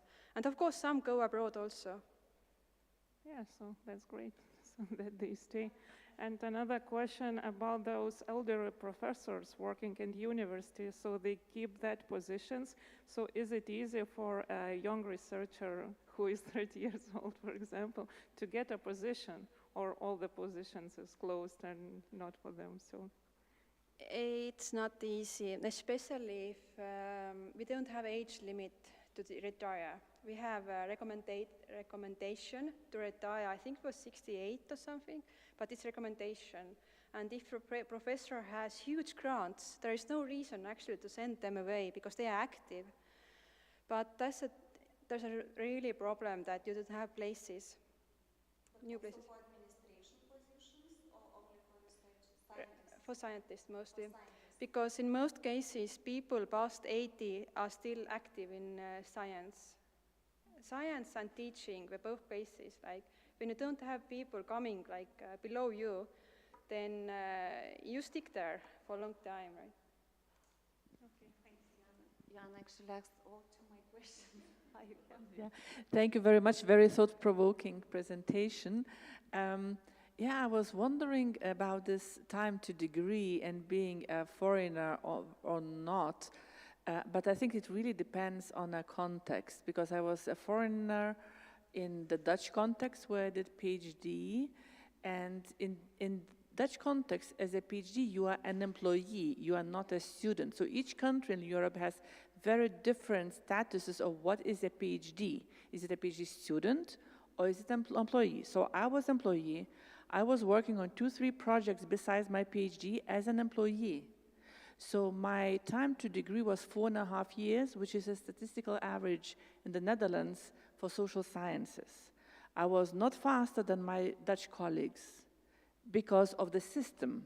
The system is, if you're a PhD, you're an employee, you have to work and you work. And therefore, then your workload is divided.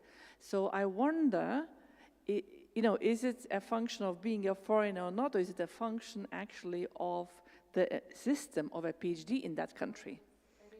How it is arranged, like at the university. Yeah, because in my case it was easier because my PhD studies were, funded by the company. So I didn't really need to do any other projects. Yeah, it depends. In Estonia, we changed the system several years ago. Our PhD students are now also employees. But there's a difference, like do you do research that is connected to your thesis, or do you teach and do your thesis? And I had that case that I finished actually on time in 4 years, but I had to teach subjects I had no idea. And I was doing my PhD on a topic that didn't relate at all to my teaching. So it depends what you do in your contract, right? Yeah. Okay. Yeah, please. Shall I? So thank you very much. It was really provoking a little bit to think about the whole of this context. But I just thinking, one slide provoked me a little bit when you told that in natural sciences that more or less that PhDs are done quite fast, and in social sciences and humanities it is much longer time. And here I see absolutely like a gendered aspect in this. So I just wonder, how did you elaborate this? Because, women in social scientists and humanities are the majority. And, basically they are having families, a little bit stopping their studies, postponing, and that's why it takes quite longer. So did you see anything similar? Because you did not speak about gendered aspect, and I think it's very important. Yeah, majority really are in humanities and social sciences are female, but if you look at the gender there is no difference that men also join PhD studies later in humanities and in social sciences. It's a bit also field specific, I would say. I didn't see difference. I didn't put it on the slide if I didn't. It was important, but men also don't finish earlier in social sciences and the humanities. They might have slight differences because of having families, but I think this is field specific, because they work outside usually. I can see also from Tartu University that in social sciences people do full-time work outside and do PhD also full-time. It's double pressure. And in most cases when you are in natural sciences doing PhD, you are under your professor's big grants and you are employed in university. It's very different. How do you work? How do you finance your studies also? What you do next to it, right? Okay, so let's thank Associate Professor Dr. Anne Linkin-Sika, and also for the recipe for longevity, yeah? That we can.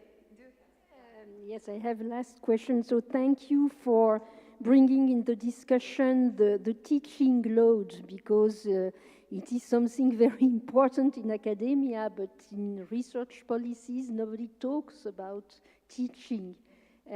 Teaching and also other administrative duties, but and depending on your teaching load, of course, your time dedicated to research is not the same, and the fact your teaching is aligned with your topic or not is also something crucial. So thank you for your presentation.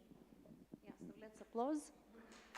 And we go to the second presentation. So I would like to introduce Professor Liudvika of Higher Education and Deputy Director at the Center of Higher Education, Department of Business and Economics at TU Dortmund University in Germany. Professor Liešytė focuses on governance and management of higher education, digitalized universities, professional autonomy, inclusion in higher education, and the academic profession. She is an author of 7 books, more than 120 journal articles, and book chapters. Also, he has been an elected member of the Academia Europaea since 2023. Somebody is coming. A former board member of Futura Science, and also a former chair of the board of Female Faculty Network in Twente. Professor Liešytė also is a member of several editorial boards, including Learning Organization, Social Inclusion, and Higher Education Policy. So, Professor Liudvika Liešytė, the stage is yours, please. Yeah. Thank you very much, Inga. Thank you very much, everyone, for being here. Thank you, the organizers, for inviting me. It's really a great honor and pleasure to be here. Can you hear me? Despite the noise? Okay, I'll try to be close to the microphone. I'm really excited to be here today because it's my alma mater, Vilnius University.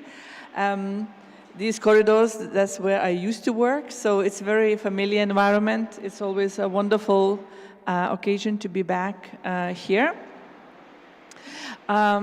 So today I would like to present some of the findings from the work group 2 of the Voices Action. I used to be co-lead of work group 2, and what we did with quite a few colleagues, we did a document analysis and interviews, qualitative study of policies at the national level as well as institutional level of how early career researchers are included or excluded from university decision-making bodies at different levels of university as organization.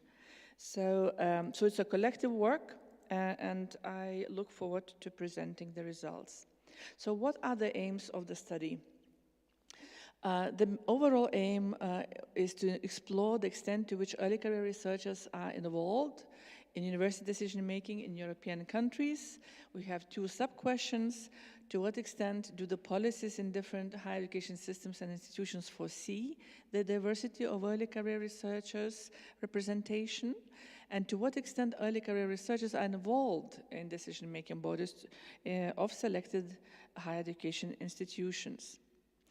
I'm really happy that I'm going after the previous presentation that made very clear argument about the importance of how we define early career researcher, how complex definition is, especially given the age, that there are PhDs and ECRs of various ages, and also differences of between the countries. And I think it will be a very good follow-up presentation. So the way we define it within our work group, of course, in line also with the overall voices at the very beginning, we say that we define ECRs.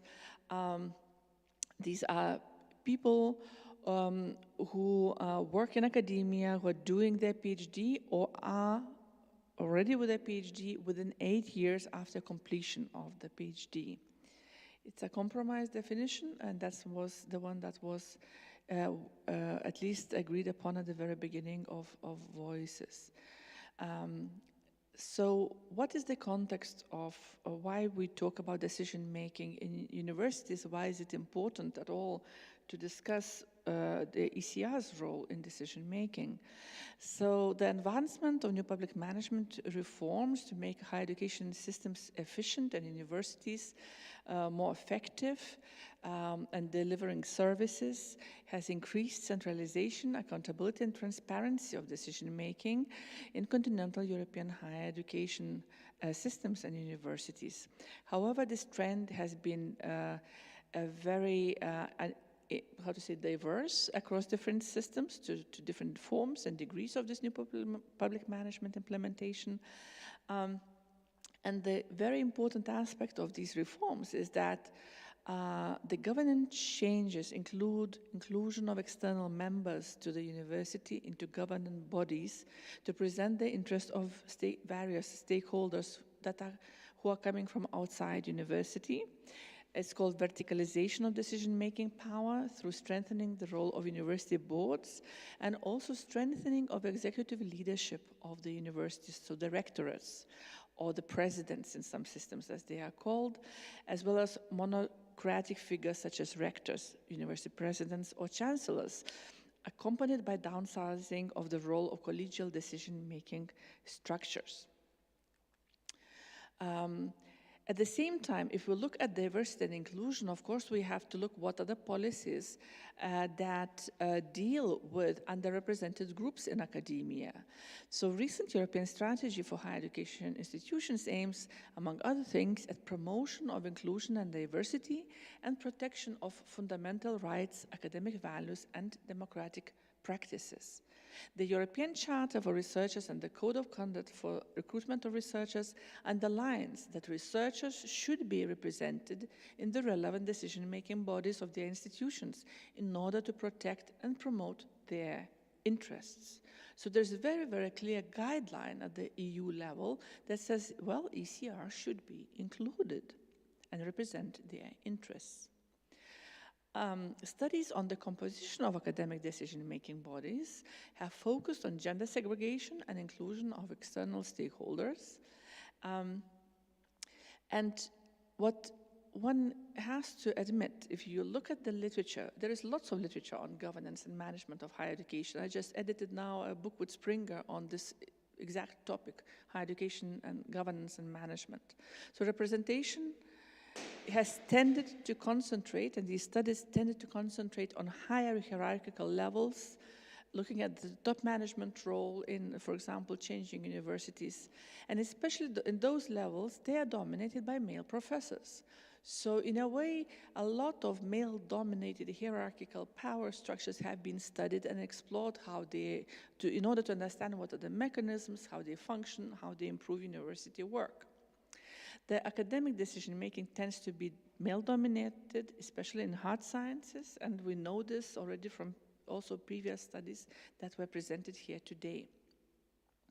So why then early career researchers' involvement in decision-making is important? It is important as they are expected to be up-to-date about research topics. They have the potential to bring transformative change to universities. They can be acting as change agents between researchers, policymakers, and the society. Involvement in decision-making would foster better understanding of ECR's concerns and also for ECRs provide a clear insight into the work of the university's internal committees and internal politics, which is crucial in order to understand how university structures are functioning, how decisions are made, and in order to be successful in academia. This is crucial knowledge, actually. At the same time, due to a lack of institutional support, early career researchers are often considered to be the most vulnerable cohort in academia. For the conceptual framing of the study, we look at the stakeholder theory, where stakeholders are defined as any group or individual who is affected by or can affect the achievement of an organization's objectives. The stakeholder theory is defined as the principle of who or what really counts, and the term stake can be simply described as a sheer interest or investment that a certain party attributes to an entity. We further draw on Mitchell et al., a kind of typology of stakeholders, who argue that different stakeholders have different salience and influence potential. And there are 3 criteria used to identify the importance of stakeholder groups and interests, which create a stakeholder hierarchy. So the salience here is understood as the degree to which managers give priority to competing stakeholder claims. In other words, to say which claims count, which claims are listened to and acted upon, all right? So there are 3 terms that are crucial here: power, legitimacy, and urgency. So a party has power in a relationship to the extent that it can gain access to coercive, utilitarian, and normative means to impose its will. So really I have power to make a change. Legitimacy is described as a social accepted and expected behavior which is establishing an actor's authority. Urgency, which adds the dynamic component, is defined as the degree to which stakeholder claims call for immediate attention. Here are some examples of stakeholders' power, legitimacy, and urgency from higher education studies. I think I will skip through that. Now let's go to the methods. As already very nicely presented by Anne-Sophie at the beginning, Voices is a voluntary, it's a network, it's not a research project, right? So we all depended on volunteer work of our group members. What we did a qualitative study based on case study methodology, really trying to understand within selected universities in Germany, Croatia, Cyprus, Portugal, Lithuania, the Netherlands, Israel, and Turkey, looking at universities that have social sciences, humanities, and STEM fields, and all of these institutions, or most of, I would say, of these institutions had some kind of a gender equality plan or some kind of strategy to, make gender equalities visible at the institution level. What we did a document analysis, so we collected documents to include national laws, statutes of higher education institutions, gender equality plans, and other pertinent documents. We carried out interviews with early career researchers in 56 that we used in this study. We interviewed early career researchers who are involved in decision-making formally, like they were members of senates or something like that, and those who were not involved in decision-making. And also we had representatives from hard sciences and soft sciences. And also we interviewed institutional management, 14 of them in 7 case study institutions, to understand also from another point of view, what do the managers think about the importance of involving early career researchers in institutional decision-making. Interview answers of ECRs and managers were compared to questions about the extent to which ECRs are involved, in which issues they have a say, and specific examples of ECRs making an impact in their institution on different levels of decision-making. So first, from the national regulations, what we can see that in most of studied countries, the inclusion of ECRs in decision-making bodies is not foreseen by national higher education legislation. So ECRs are not foreseen to be represented in decision-making at the nationally.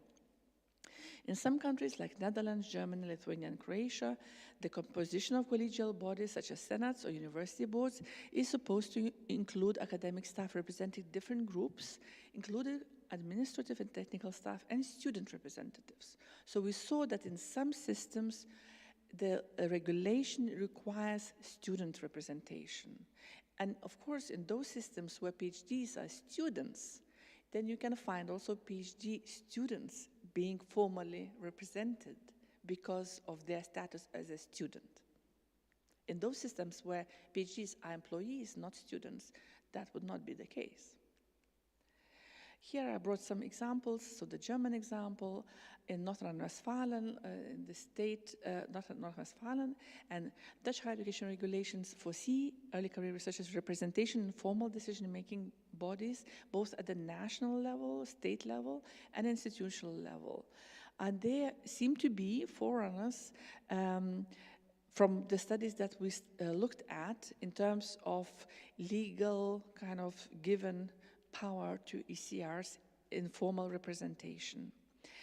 In North Rhine-Westphalia, the higher education law, Article 11, foresees that all decision-making bodies at higher education institutions should consist of professors, assistant professors, other teachers, researchers, temporary teachers, doctoral students, as well as administrative staff, proportionally represented. Right? So you can see that all sorts of groups that are there working at university and students are explicitly mentioned. In the Dutch case, the composition of University Council has a high proportion of students, 50%, alongside 50% of staff at all levels elected from all the community, university community. Again, all levels. This also means that also early career researchers might be included if they are employees, but it's not that they should be included, right? So it's a possibility. The role of University Council is more of an advisory nature, so it's not like a Senate, for example, in many continental European systems. Senates are much more important than the University Council in the Netherlands. So the Senate has like a veto power on certain issues, let's say, and the Dutch case, they do not have that power. They approve the strategic direction of university and the budget. They safeguard against discrimination at university on any grounds and promote the equal treatment of men and women, inclusion of persons with disabilities or chronic illnesses and migrants.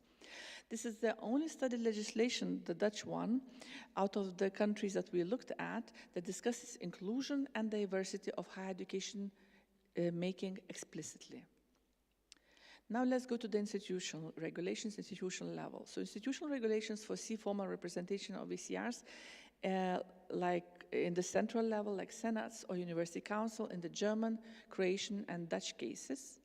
In most countries, faculty school regulations do not foresee ECRs representations, and usually the academic staff who are employed at university may vote for representation. Although we see quite a lot of variability in the cases where no early career researchers are formally foreseen in senates or faculty councils, they can be found in the faculty or departmental levels in committees related to teaching or PhD issues. For example, in the Lithuanian case, the majority members of physics faculty board are male associate and full professors. ECRs represent 12% of the hard sciences faculty's academic ethics committee and 10% of the attestation committee. Only in the latter committees, female ECRs are represented. Similar pattern is observed also in other faculties where ECRs, especially female ECRs, are represented in teaching-oriented committees rather than in the faculty council. Now let's look at the voices of early career researchers. Interviews point out that the voices of early career researchers can be voiced and heard in some cases, especially at the department research unit levels. They have more say in the matters related to education and PhD training. Those ECRs who are promoted by their supervisors seem to be more influential, especially when it comes to addressing the issues related to education and doctoral training. The disciplinary and departmental cultures make a big difference regarding the extent to which ECRs are included in formal and informal decision-making or not. So we are going back to the disciplinary differences that also were mentioned in the previous presentation. In the departments and faculties with high collegiality, ECRs report that their voices are more heard even if they are not represented in the decision-making bodies, for example, in Portugal. In some cases, informal participation in department meetings is reported, for example, in Cyprus. ECRs who are international and who have very short-term contracts, hourly or one-year contracts, have difficulties voicing their concerns and being heard. Usually they are excluded from decision-making bodies. What are the differences by committee membership? ECRs state that having only one representative in the General Council or in the University Senate is not representative of the reality of such a heterogeneous and considerably big group of researchers, like early career researchers are. Non-member ECRs are unaware of the decisions that are taken.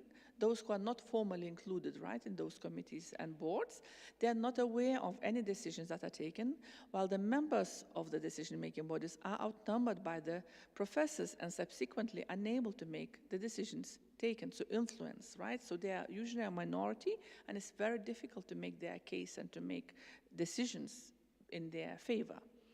The interviewed ECRs expressed that senior academics often make real decisions, discouraging ECRs from challenging established hierarchies.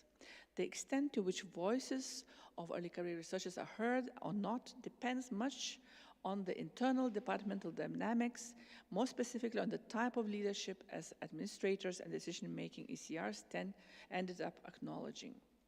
So I don't want to go in detail through this table that is now that we are using now in the publication, which is now under the review in the Social Inclusion Journal. But basically, what the key takeaway from this table is to see that there are differences. Can I use the beamer? No, I can't. If you look at, let's say, decision-making body on the left, University Council Senate, you see that none of ECRs have neither the legitimacy, nor the power, nor the urgency at the medium and high levels, right? At the very top. So ECRs have absolutely no influence at the faculty management and top university management level. Where they do have urgency and power and legitimacy is at the departmental level, at the lowest rank, so to say, research unit at the departmental level. Now, if we go to the faculty school level, what you see that in some countries, 2 countries, Lithuania and Germany, when it comes to urgency, early career researchers have a voice, right? Also, if we look at the legitimacy, we can see that Croatia, Germany, Israel, and Lithuanian case studies, again, ECRs have medium level of influence when it comes to legitimacy. At the same time, none of them have high level of legitimacy or urgency or power at the faculty school level. Now, if we look at the committees, so not the boards, those important decision-making formal bodies, but let's say smaller committees at the faculty level about examination structures, about PhD regulations and things like that. If we look at those committees, we see that in some countries, ECRs have more power, let's say high power in Israel, right? When it comes to legitimacy. So this is interesting that in certain committees, the ECRs are already included, right? At the very low level, we see that when we look at departmental research unit body, departmental board, for example, we see that most of the countries' ECRs have medium power, legitimacy, and urgency. Lithuania stands out as high power when it comes to legitimacy and when it comes to urgency, which is really interesting, I think. If we go look at the power in Cyprus, Portugal, and Turkey, we see that even at the departmental level, when it comes to power, early career researchers have very low power, right? So you can really very clearly see that countries do matter, systems of governance do matter when it comes to inclusion or exclusion of early career researchers, and especially in their voices being heard or not. Now I go through some of the examples. How I'm doing on time, just to make sure. 2 minutes left? Oh, okay, right. So central university governance, legitimacy. So I will just give an example of legitimacy. Several ECRs cited a lack of access to central administration and a lack of voice in discussions and decisions related to top-level university governance.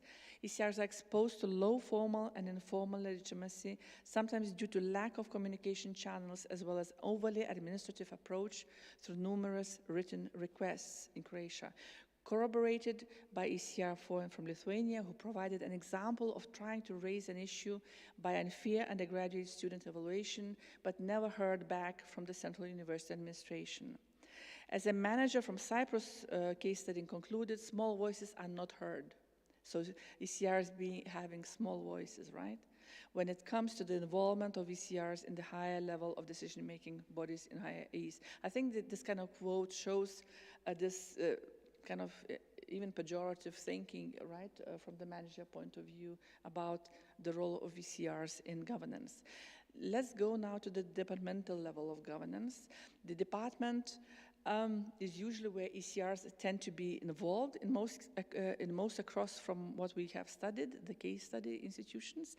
The Lithuanian case stands out with both PhD students and other ECRs with more advanced careers stating their legitimate high position in decision-making. All interviewees expressed their satisfaction with being included in departmental level discussions and having ways to voice their concerns. For example, ECR 5 claims that she does not feel a strong hierarchical distribution in her department and that doctoral students are regarded as equal members of the community and their voices are heard. A similar narrative is repeated by all interviewed Lithuanian ECRs.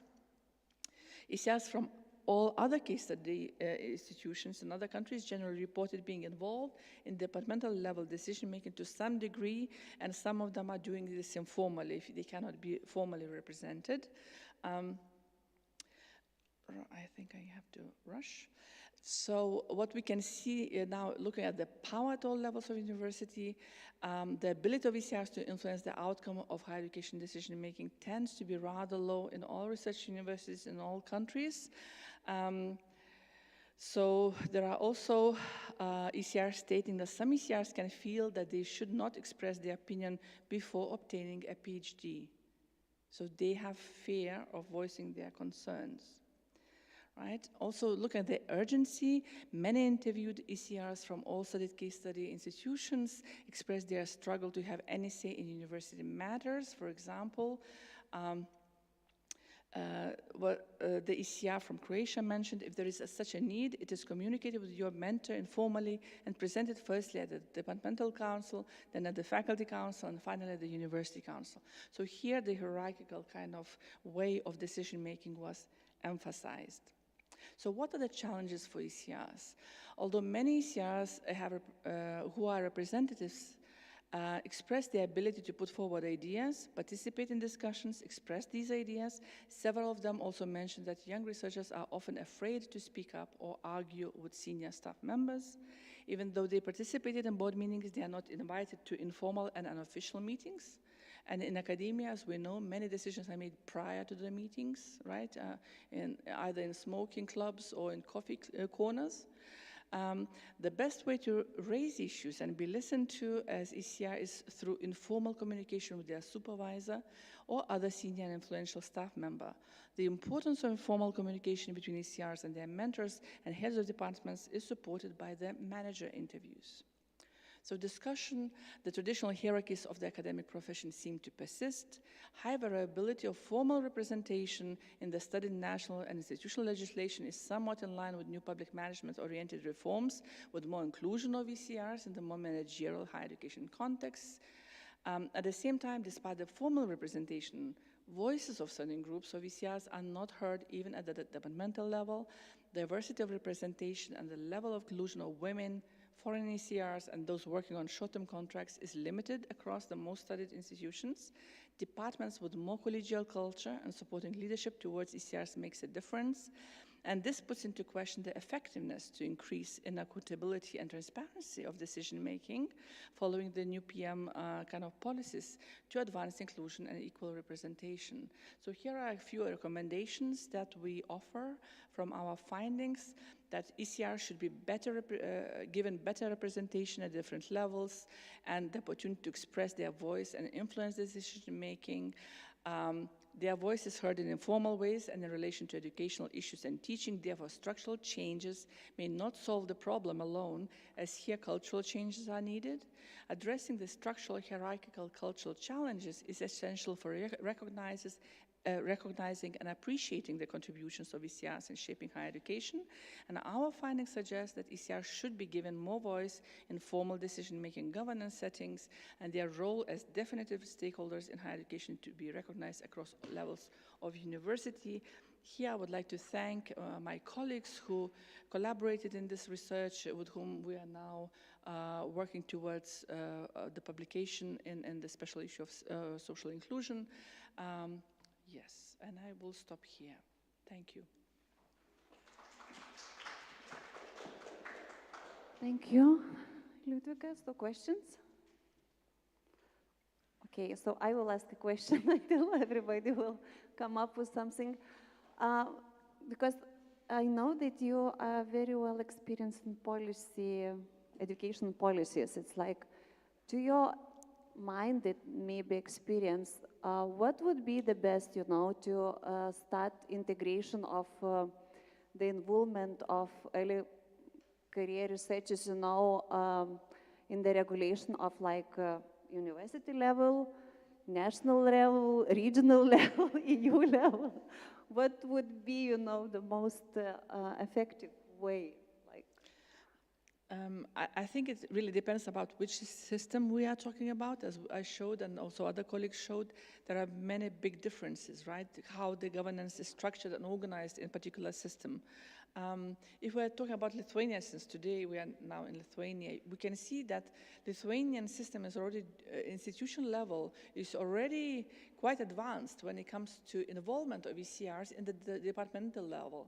So for the Lithuanian context, my advice would be to make sure that formal representation is there at the faculty level, at the top level, the senates, let's say, senat, senati in Lithuanian, that definitely there should be a kind of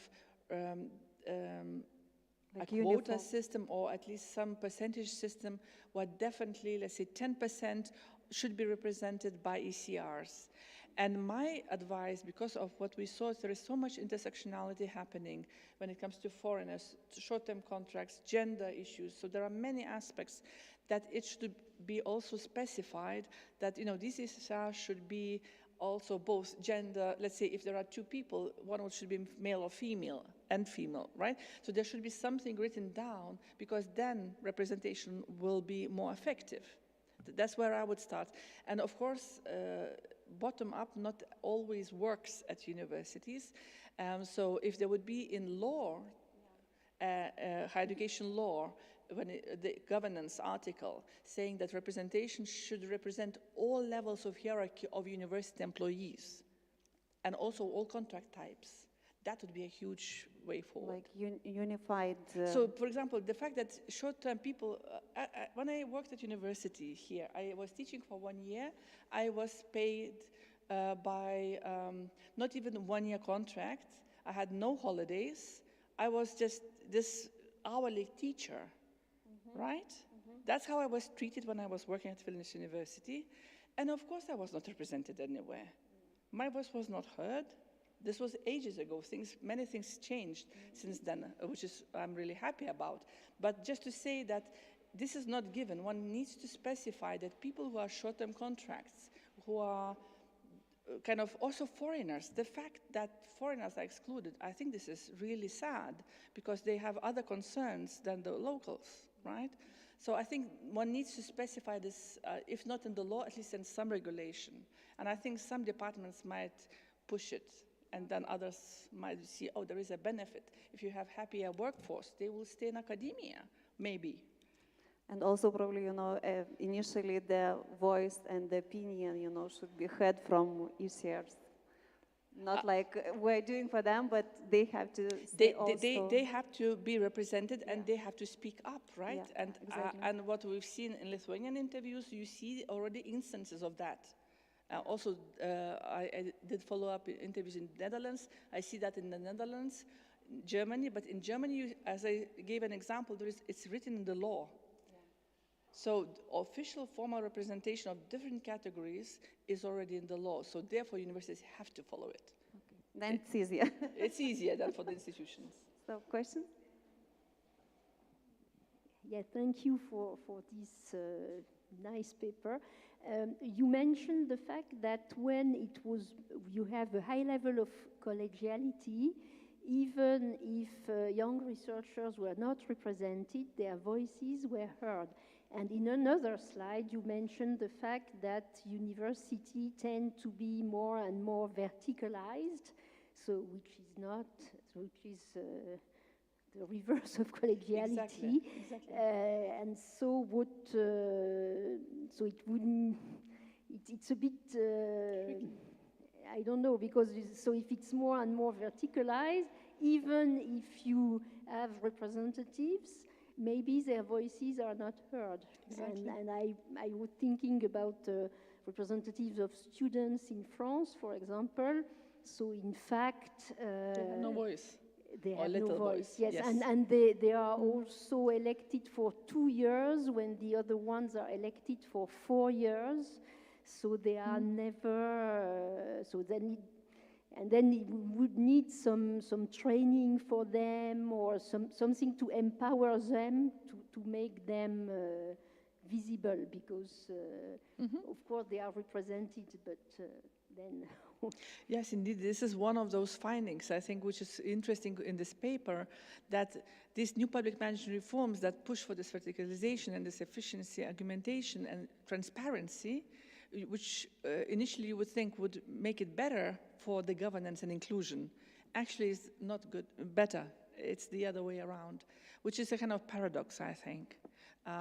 Because the systems are there to be more efficient or more effective, right? And you would think different voices should be then more included. But actually what we see from our case studies, that no, and the collegial kind of forms are important. So I think that's why it's very difficult to advise as a one template for all, because this kind of managerialism also is lived through different systems in different ways. So let's say Dutch managerialism is very different from Lithuanian managerialism, right? So one has to be very tailor-made kind of policies in each country, and definitely not to say, oh, if you go managerial way, ECRs will be included and it will work. One has to be careful. Okay. Yeah, another question. Sometimes you mentioned the representation at central boards, and sometimes in departments or faculties. And maybe, I don't know, maybe it's more efficient to be represented at faculty level, or because it's more connected to your everyday challenges. Because and that's what you see. The that's central council, yeah. it's very broad, and I don't know if you're in medicine, so your issues are what not I the see same maybe I will follow up social from the Dutch data, which is not in this paper, but this answers very well your concern. We see across the data that in the departmental level, ECR is already included indeed, and it is effective because it's very close to the heart of what are the issues, right? The importance of ECRs being at the top management level came from my Dutch interviews, which I did later than we wrote the paper, that the faculties and the departments voice their concerns, let's say, about cuts for funding by having ECRs at the top level. So they are more strategically placed to advocate also for the financial resources for the department, not only for their own rights and your own concerns. Because of the budget concerns, because this year in Netherlands, 1 billion euros was cut for higher education. So universities are facing extremely tough times. Okay, so let's applaud for Ludwig's presentation and discussion. Next speaker we will have online.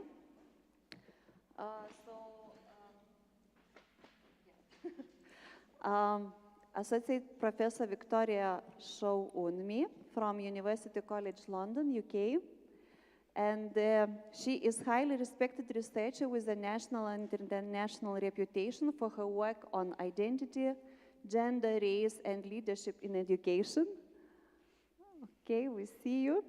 Her research explores the experiences of ethnic minorities, particularly young Black women, in educational and leadership, with a focus on empowerment and well-being. She has led multiple research projects on gender leadership and mentoring, contributing to peer-reviewed publications and co-authoring books. Since 2008, she has worked with bachelor and master students at UCL to enhance their university experience, later leading modules on minority, migrant, refugees, and sociology and race. As an international visiting scholar, she has also lectured on Black feminist theory and critical whiteness studies in Germany and many other countries, and has led research on gender and leadership in Pakistan, supported by British Academy funding. So I hope, Associate Professor Victoria, that you hear us. We don't hear you yet. I'm here. Hello? Oh, good, great, we hear you. Yeah, the audio setup is a little strange because we had echoing issues with the microphones, so it's a little strange. We will sort of work So for the questions, I will go that would in be front. that would be very helpful. All right, so we're all set for you to begin. Let me just share the slides for you, and the floor will be yours.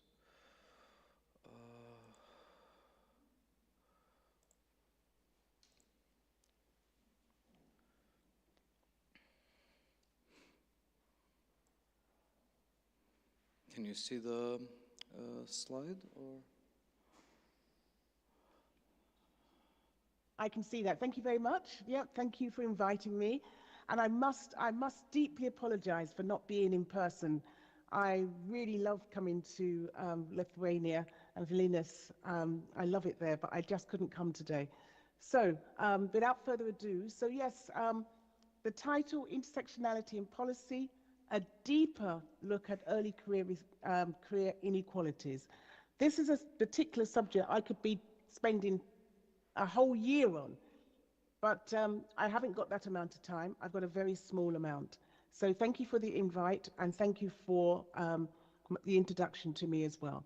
So let's move on to the next slide, and you'll also notice that I'm also Vice Dean for the faculty and also Chair of Athena Swan, which I'll come back to a little bit further. So the outline, what I'm hoping to do is give you a little insight into, so what is intersectionality, just a little bit, the role of intersectionality in shaping policy, and then addressing early career researcher inequalities. I'm hoping to be able to do that within the time frame we've got. Let's move on to the next slide. So there's been many discussions around what is intersectionality and whether it's something which we can use within, across different sectors and also different disciplines. When I say sectors, some people may feel that they're part of the STEM sector and they won't be able to use it because of the fact that they may be more involved with quants. Others may think it's just something for humanities. Some may think that it's just for people which are more of the left of thinking. Well, it's all and none of those, really, because it is a framework for understanding how various aspects of persons' social and political identities, such as race, gender, class, sexuality, ability, intersect and contribute to unique experiences of discrimination and privilege. Now, you might be sitting here thinking, well, we don't really see much of that within Lithuania. Well, there's always a group of people in every single country which don't get access to whatever it is they get access to higher education, access to health, access to good schools. And those are the parts you need to think about. You also need to understand the notion of systemic oppression, and what that means in the context of when we're trying to describe intersectionality. If I was with you now, I would do a little exercise, but because I'm not, I want you to think about it. You need to think about yourselves and how you individually, what is it that enables you to be different from the person next to me? So if I take myself, one of the things you will notice about me are, one, I'm a woman, and two, that I'm black. What you don't notice about me is that my social class. So those three things, social class, the race, and gender, are really fundamental to understanding intersectionality in the context where I live. And I say that because the university sector and the structures within it are systemically dysfunctional and discriminatory to stop one moving forward. And that's the important part of understanding intersectionality, which I can explain. Let's move on to the next slide. when I kind of sum this up in another way as well. So it shows us, intersectionality shows us that societal identities work on multiple levels. And so what I don't want you to do is pit each other against each other. It results in a unique experience, opportunities and barriers for each person. Therefore, oppression cannot be reduced to only one part of an identity. Each oppression is dependent on shapes the other. And that's really important because we don't want is, we're talking about women, but only certain women are able to go forward and others not. I notice that I'm getting feedback. I hope you've been able to hear me clearly. Otherwise, it will be very difficult. But do let me know if you're not hearing me clearly. If we can move on to the next slide. So I've got two diagrams here, which I quite liked, actually. I pulled them up from the internet, just really kind of images. And this one enables you to think about as an individual, and also how that, what you've got around you as an individual, then how that then links to group membership. Group membership as a student or a researcher, whatever you want to think, or as, whatever it links that. And then social context, which I think is quite interesting how you see that. And then unified systems of oppression. So those I think are quite useful to see because it's showing you the different layers which happens when we're thinking about intersectionality and why it's so complex to be able to identify it in one sentence. I've got another diagram there as well, which is the next slide, which gives us another, and I quite like both of these, because this one looks at it through health.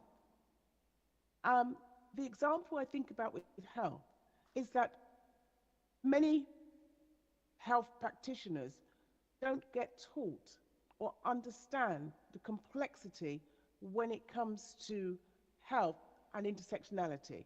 And this diagram, I think, really shows it and displays it in a way which is really positive. So you've got the health condition in the middle, and then you've got the others going around it, whether it's gender, religion, disability, sexuality, age, and poverty, going around this circle. But the other part, which I think is really interesting, is intrapersonal, which is the macro, then interpersonal, which is the meso, and then structural. And I think that's a really good diagram, which you could easily do yourselves when you're looking at your work within your own country. Moving on to the next slide, please.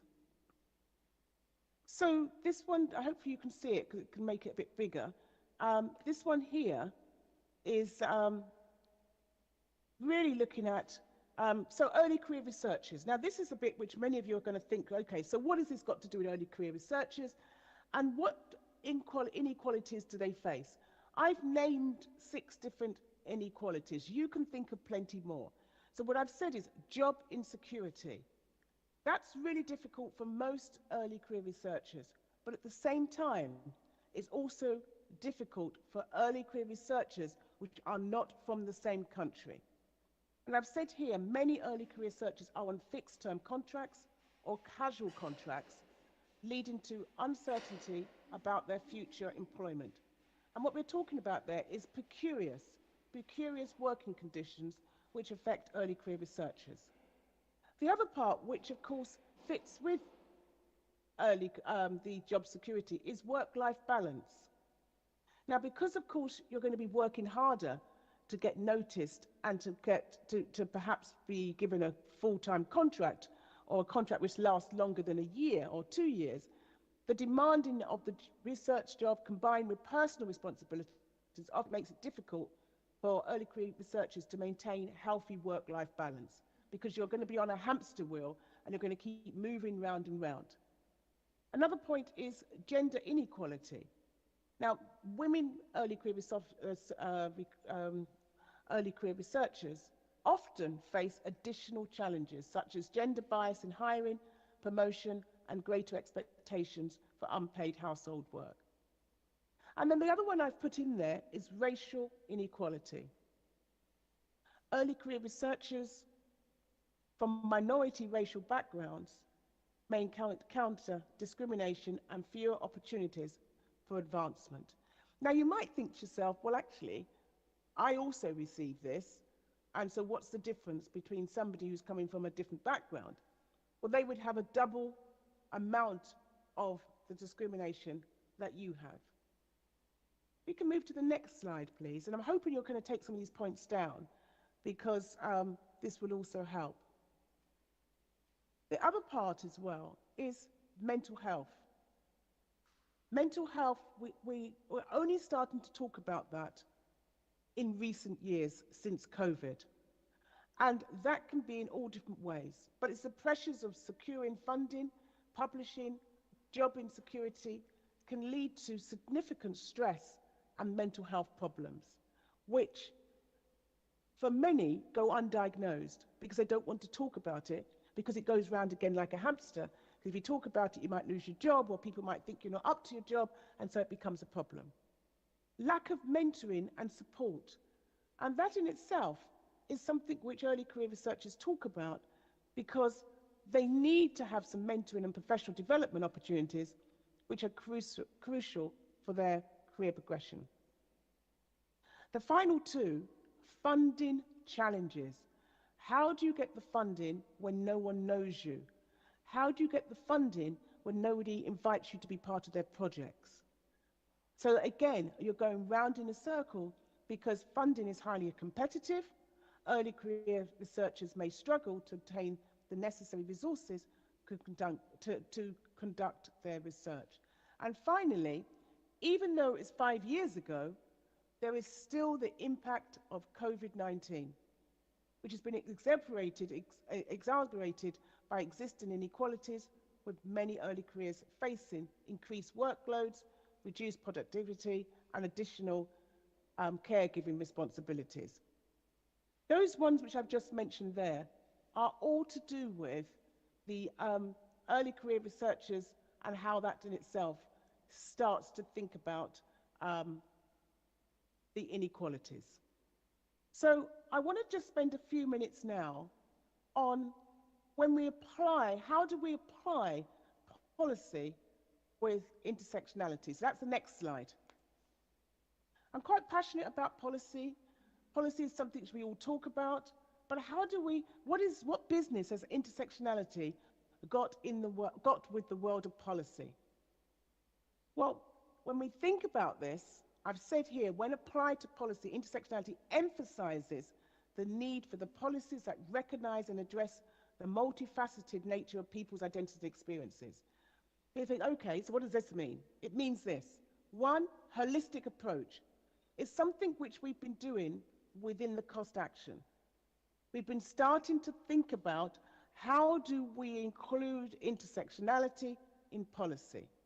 I've said here, the first is a holistic approach where the policy making considers the interconnectedness of various social categories and how they collectively impact individuals. This approach ensures policies are more inclusive and equitable. That's something which, again, I will show you a little bit later when I've gone through these very quickly. The second one is addressing multiple forms of discrimination. To do that, you have to acknowledge that there are multiple dimensions of identity. You might be looking at Lithuania as a country and say, well, we're a mono country, we're a mono. Well, actually, there will be also religion, there will be social class, there will be age, there will be disability within your country, and plus there will be minorities or migration within there as well. Moving to the next one, please. Inclusive policy development. I think this is a really important one, where intersectionality encourages the inclusion of diverse voices in the policy-making process. So it wouldn't be just myself doing this with one other person. We'd want a range of people and a range of thinking to be able to develop an inclusive policy. Why do it? It provides better outcomes. Policies informed by intersectionality are more likely to produce effective and just outcomes as they're designed to address real-world complexities of people's lives. And the last point, really, the challenges. Yep, it can be a challenge due to the complexity of analysing and addressing multiple overlapping forms of inequality. However, the benefits outweigh the challenges. Absolutely, they do. They outweigh the challenges. So let's look at an example which has got a good example of doing this. Next slide, please. So an example could be the intersectional policy in the European context, which is the European Union's Gender Equality Strategy 2020-2025. This strategy incorporates an intersectional approach to address the diverse and overlapping forms of discrimination that individuals may face. And when we're looking at women, instead of it just being one group of women, which are white women, we're going to include diverse women within this discussion. So it becomes an intersectional thinking around this. The next slide, please. So what this does, it becomes an inclusive gender equality. Now, many of you will have, and all of you across Europe will have a JEP. My question would be, how do you ensure that your JEP, it becomes intersectional?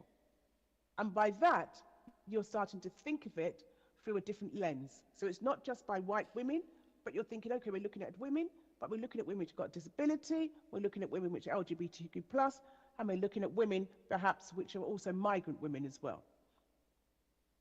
Your anti-discrimination laws, that promotes development and implementation of anti-discrimination. That's a very important part when we're looking at policy, as an example. And then the next slide is raising awareness. Now, I understand that many countries are still really starting to think through this. And given the far right and what's happening with that, we're also trying to do our best to see what's coming down the line, but at the same time, move forward. So you still want to continue to raise awareness, because the strategy emphasizes raising awareness about existence, dynamic, intersectional discrimination, encouraging a more nuanced understanding of how different forms of discrimination intersect. And that comes onto my work, which is called Understanding and Managing Sophisticated and Everyday Racism, and how we understand those nuances helps us to be more awake. And then targeted action. So we're still back on that example of that particular policy, which is the European Union's Gender Equality Strategy 2025. Within that, they would have targeted actions as well. So all of those particular ones which I've mentioned will be ones which we need to be able to look into. And the final slide I'd like to leave you with is this one. So what can you do? You might be sitting there, or you might be half asleep, you might have had a big lunch, I have no idea, I can't see you. So you might think, what do we need to do to be able to ensure that intersectionality becomes part of our working life and becomes part of our particular policy? Number one, educate yourself. I'm not saying you're not educated, but I'm saying educate yourself. Get to understand what's it all about. Advocate for inclusive policies. Really important, because if the policies just meet certain groups, you're not helping to advocate for inclusive policies. Challenge the bias. That's really hard. You have to be confident to be able to do that, but challenge bias. Support colleagues. If I was in your team, I'd want you to support me. I don't want you to patronize me, but I want you to support. So support colleagues. Participate in diversity initiatives. So if people are talking about the intersectional approach, or they're talking about gender equality plans, be part of that discussion. Promote a culture of inclusion, so people feel that they belong. That's important. And provide feedback. And the feedback helps you to progress as well. If we go to, not the next slide, move on. The next slide after that. And I'm going to, because I really want to just see what questions you'd like to be able to ask me within the time frame. So I tried to keep it into the time frame.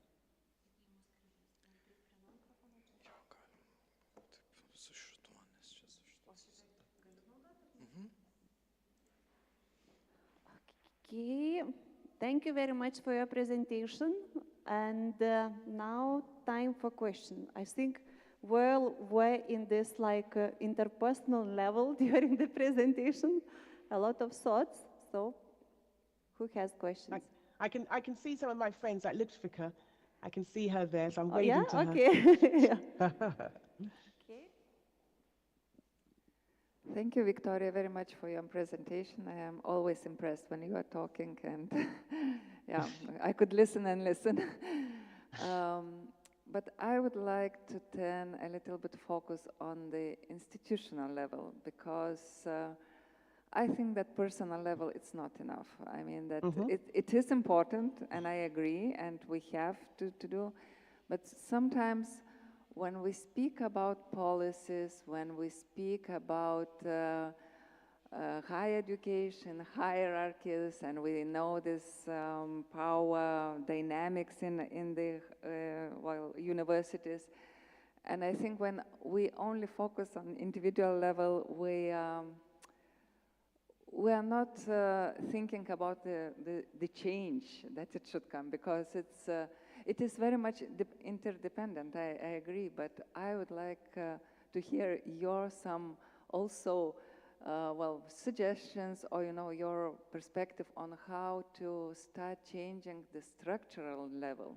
Thank you. Yeah, that's a really good question. Thank you. So I think one of the first things I would say, and it's something which I'm doing at the present moment, is use the whole notion of EDI as part of as a catalyst to change culture. Now, what I mean by that, many of us start off thinking that EDI is more of something, it's an add-on, or it's something plus. I'm saying take it away from that and think about culture and how you want the culture of your faculty, your organization to change, and what you use is EDI as a catalyst. So the whole concept of gender policy, intersectional framework, whatever it is, use it as a catalyst for transformational change. With that as a starting point, and then you've got, of course, you've got the many people who you've got around your faculty or your university who are going to strategically make things happen through the support which is happening, then you start to see some change. I mean, I've set some things up within our faculty. Our faculty is our faculty was a university, it's 125 years old, it's an IOE, and it's now, of course, part of UCL, has been for the last 10 years. However, it's the first time they've had somebody on SMT who looks like me. It's never happened. We've got a dean which is Chinese. That's never happened before in 200 years of UCL. And those things happen because of how you start to challenge and how the policies open up the doors to be able to get people to kind of stand up and be able to be counted, to be part of the discussion. But what we're not doing is, we're not saying that I've got positive action to do what I'm doing. It's the fact that people's mindset has to recognize that it's not just about somebody looking like yourself, but it's also recognizing what other people bring to the door. So the thing I would say is use EDI as a catalyst for cultural change. And I think that's when you start to see things happening, because it's about the culture. Thank you. Actually, I also had more or less a similar question. So, but I was wondering, it's like, I don't know, it's a question, Victoria, I'm not, willing to answer you, but maybe to our university. If it's a cultural thing, so probably in educational system, it should be also integrated, on the bachelor level, master programs level. What do you think? Or we have to start from the schools? Well, that's interesting. I mean, UCL, as you know, we're just a faculty now within UCL. We've got 11 faculties, mostly dominated by the sciences. But you're absolutely right. Starting at the school level is, of course, the starting point. but being able to change minds and souls from that level is really important. Why they decide to come to your university and not another university, why somebody decides to come there as a postdoc as against somewhere else. What is it you're actually doing them?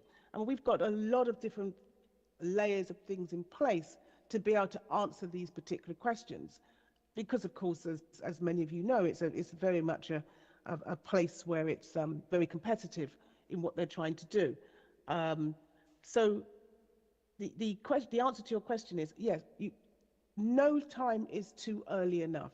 Start at the school level, get them to think about it, but also the teachers within the school and what's happening. You don't want teachers who are going to stop somebody from a different socio-economic background to be able to have the opportunity to come to your university because they don't think they fit. And that is something we also challenge, and we're always challenging, because everybody should have access to being able to learn and progress within the profession. Yeah, thank you. More questions? No, we all are very thankful, and also it's a pity that you cannot be here with us in Vilnius like 2 or 3 years ago, yeah? Yeah, so we wish you all good luck and thank you for joining us online. So, yes, yeah. and our applause goes to you, yeah, thank you. And now we have another speaker, Dr. Vilana Pilinkaitė-Satirovič, who completed her PhD studies in Central European University in Budapest and works as a research fellow in the Lithuanian Center for Social Sciences. So we are very glad to have you back. She has conducted a number of research on quality of gender equality policies, for example, like WING project, and studies on gender mainstreaming in parliaments, work-life balances, and gender-based violences in sport and universities. So, Vilana, the stage is yours. Thank you very much. And I know this is the last presentation, but I hope that will be not very boring. If not, so that just, raise your hand and say, no, please give me more examples or whatever. My presentation will be on making universities safe from gender-based violence. So I will talk about quite difficult topic that, attaches all of us in one or another environment. And gender-based violence, unfortunately, as the project data shows, that it is still quite prevalent in higher education. But I will talk also about steps towards cultural change. In my presentation, I will refer to another project. It's a Horizon 2020 project on eradicating gender-based violence in universities, that it was completed in 2021-2024. I was part of that project, and the findings that we did in that project I will share with you today. So it's very short about the project. It is everything online, so if you will be interested, you can visit our website, which is still operating. And in this project, we had 3 main goals: to collect knowledge about prevalence of gender-based violence, and this collection of knowledge was based not only on quantitative survey, qualitative interviews, but also case studies. And we looked not only on the prevalence, but also on the institutional response. And we used to dig into the institutional responses of universities, and the data from that case studies I will share today. So, and the project also had an aim based on the collected evidence to produce tools for universities how and what to do in the universities in order to stop violence, to eradicate violence, and that would not be part of the behavior in the university. And then, of course, dissemination and empowerment. So first of all, what do we mean when we talk about gender-based violence? So gender-based violence in this project, and I think that we understand in the same way that this is the whole system. We're not talking about interpersonal relationships only. It's a system that covers structures, attitudes, and behaviors. And this is very much embedded in this not only mindset, but also in behavior, which is very much normalized and very often naturalized. And in this project, we based our theoretical background, how to collect data and then later produce tools and also promote cultural change and making universities free of violence. So the theoretical background was based on 7 P principles that in collection data and then later producing tools, we should look at the prevalence, and prevalence not only how it is widely spread, but also that, data collection, it should be always in the mind and also in the action, that we cannot produce any policies, any actions without having data. So this is one of the P's. Then we have to look at the prevention, and we have to work with the prevention, and data will show how prevention it is implemented. Protection, what instruments institutions have for the protection. Prosecution, here we mean by what are the means to, disciplinary means that, would stop the prosecutors, that would not allow them to continue, these misbehaviors in the university settings. Then provision of services, which is also very much important when we think about protection, but that, protection, that what universities provide the possibilities to get services for the victims of gender-based violence in universities, how diverse they are, what are the resources coming to the services. And this, everything is encompassed by the partnership, because, we cannot rely only on top management. We have to include all bodies in the university in order to work together, to have the partnership with student unions, with trade unions, with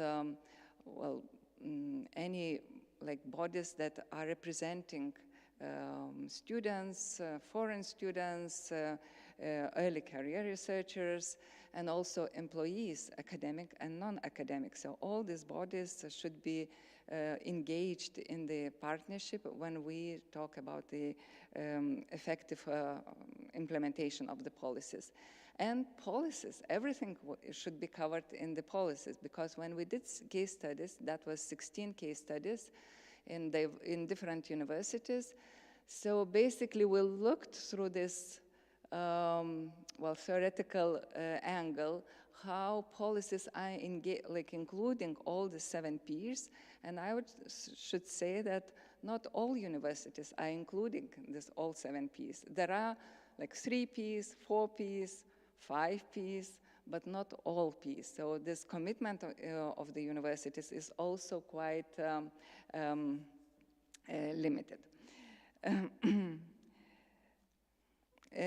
Another issue that was very important in our project, when we were collecting data and producing tools and also recommendations for the policy implementation, but that was also coming from the European Commission, that all gaps that are the policy measure in each university should be added by the protection and prevention of gender-based violence policies, that gender equality gaps should be also complemented by the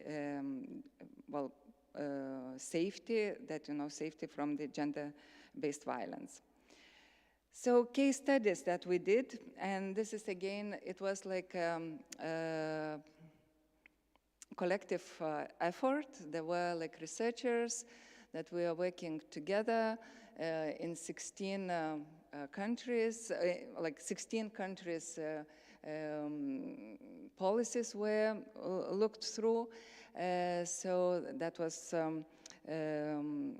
moderated by and coordinated by the University of Complutenses of Madrid, and they later did synthesis study and provided all data in the deliverable, which is also online. But just quite shortly, I will say how this case study was evolved, and this is, we looked to the like institutional response to gender-based violence, and that was also very important that we looked not only what is on the paper, what are the policies, but also how it is implemented and how gendered it is, like gendered approach is integrated in the implementation. So from the theoretical point of view, like we look to the like institutions as a gendered institutions. That means that, all institutions are shaped by formal and informal rules. And by formal rules, we meant that what it is written on paper, what are the policies. Informal rules, what are the values and practices.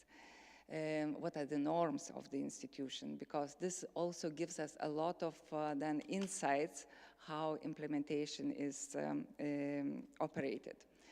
Another theoretical approach that the gender regimes theory, and here it is important on the organizational culture, what just now Victoria was talking, but what we were looking also and what is in the theoretical approach that on the one hand, gender regimes shows us what is seen in the university culture, what, who is recruited, how is this, what are the social divisions exist in the workplace, how emotional relations are conducted, but also what is unseen, what Lisa Husu says, non-events, what does not happen. Like why promotion is so long postponed. So what does not happen that, well, life-work balance is so vaguely implemented? What does not happen if something happens with your health issue and, you are not, or what does not happen with your project that, somehow it is not allowed to implement. So where is this discrimination is unseen.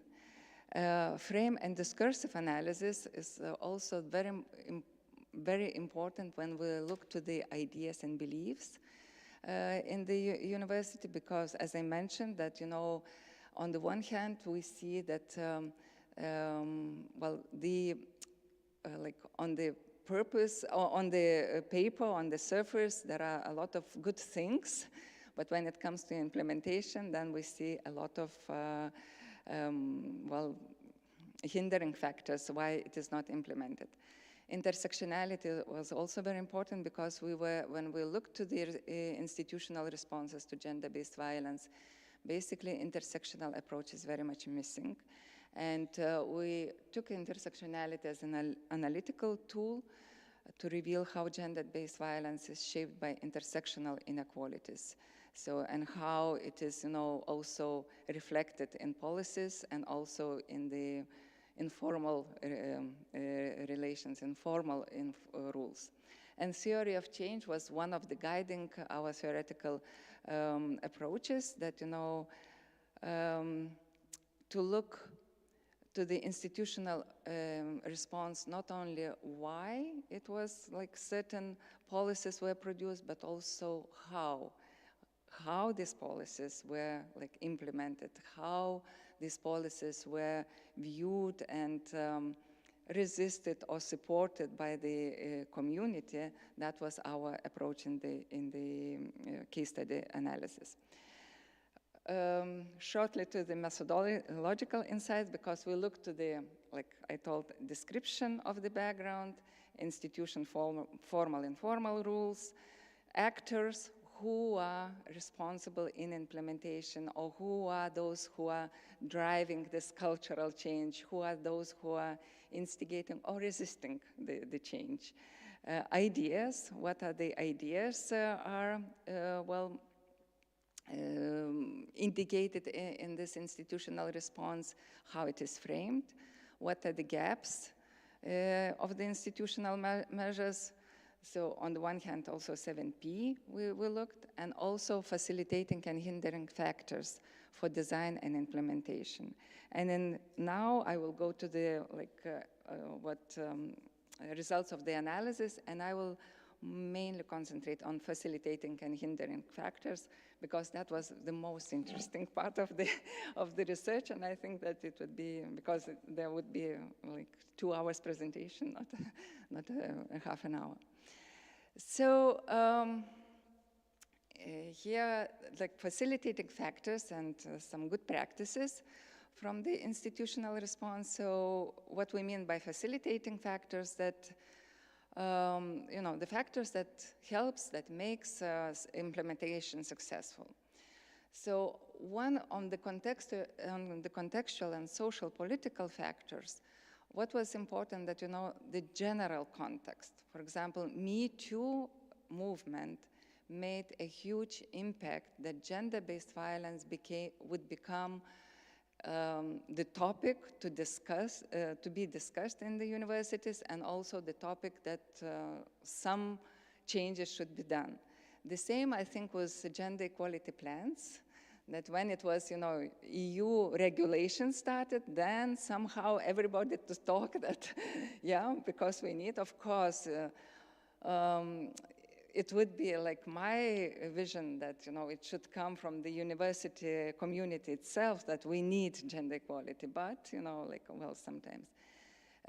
Talking now, for example, what we have now context around, I don't know what we might expect. I think anti-gender, those context might have a negative impact on the achievements that we did.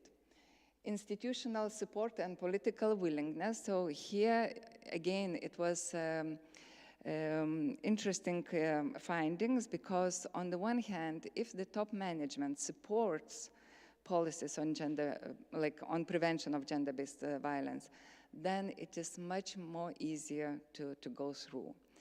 And for example, again, being in this project, I worked with several universities here in Lithuania, and and you could see how this gender equality topics are accepted, and especially when you come with the gender-based violence. So I would say that I had a very diverse experience, and on the one hand, everybody would say that this is so important, we have to do something. But when you come and say, okay, let's do the research in your university, oh no, we cannot ask the questions of our community, about gender-based. No, there is nothing, in university we do not have such cases. So that was responses. And well, that was not only my observation, but we have several cases as well in our consortium, that somehow it came that when the rector is a woman, then somehow issues go through.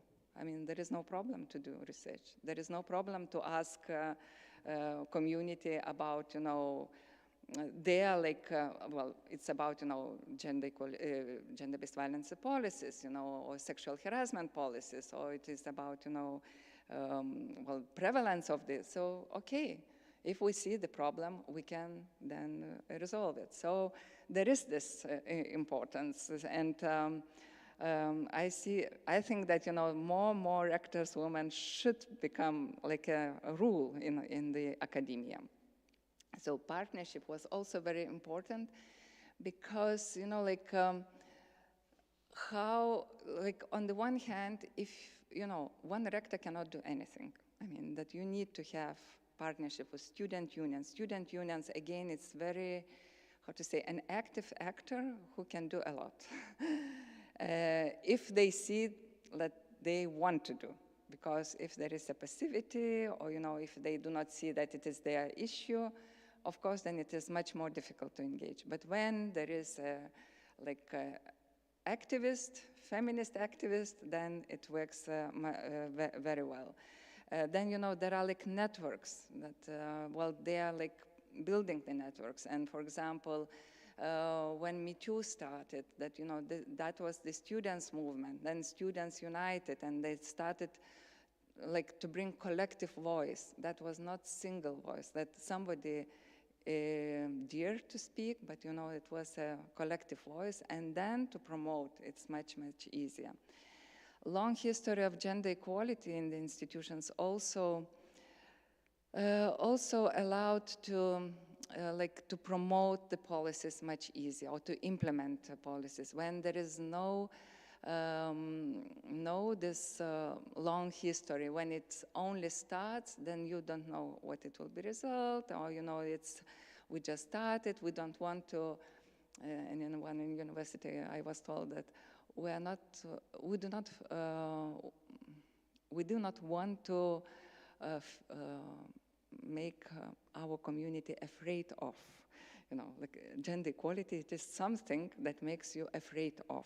So there are kind of, what it is behind, because, gender issues somehow makes, I don't know, feel insecure maybe for some people, but there is this context. When it is longer gender equality politics, we see that the trust in the institution is also much higher, that, that universities believe, or that the community believes that the university will do if any kind of incidents will appear. And proactive engagement, of course, when any incident would occur in the university. And this is also, I myself noticed that, that those communities, university communities, had Me Too movement, sexual harassment and incidents, and they did not hide, but just said, okay, there is a problem, let's solve this problem, and then, that we do not want to be the university that has these problems, then, things goes. But there are universities, and mainly our research shows that very often that university top management wants to hide it under the carpet, that, nobody, okay, we will solve it here, but let's not talk a lot about this. So there is kind of this also activity. So long history of gender equality matters. About actors and beliefs, so here it's again, our study shows that when, basically implementation very much relies on volunteering, personal activism, and feminist beliefs. So that those who are going and trying to do something and change, bringing some change, basically they are working on voluntary basis. This is an extra work. And they are feminist, and that's good. I mean that because it makes a little bit, movement inside the university communities. But as we will talk later a little bit, it has also another side, like a stick has another side. Gender expertise is also very important because, that promote and engage the community and talk about this. And when it comes to prevention, that the trainings should be organized. So gender expertise should be there. So it could be, again, from the community actors, but also could be external gender experts invited for the implementation. Yeah, informal networks that, having good relations with the key actors, because, yeah, it's not enough to have, 2, 3 feminists in the university that would do all the work. So it should be, networks, who will support and who will engage and will do the job together. And then, it could be organized some kind of working groups where responsibilities are distributed and also ownership taken. Because when there is no ownership, well, it's very difficult then promote change. And yeah, this participatory approach, that being inclusive, include not like very diverse actors in the university. And here it is not only from the gender perspective, but also ethnicity, ages, this well, functional aspect like junior researchers, early career researchers, senior researchers, that all these voices should be represented. But also there were hindering factors in policy implementation. And here, like contextual and structural factors, so bureaucratization of the policies or, measures that would be like a response to gender-based violence, and especially in policy measures, because, well, in interviews, they were like also saying that there is like the language of the policies are super legalistic or super bureaucratic, that it is difficult to understand how it will work. So in order to engage in this, it's maybe better not to somehow raise your voice. Or there is too much paperwork, in order, if you want to complain, to file the complaint, so then it's like it feels that, it will take so much long time and it will be so troublesome, so it's better not to do it.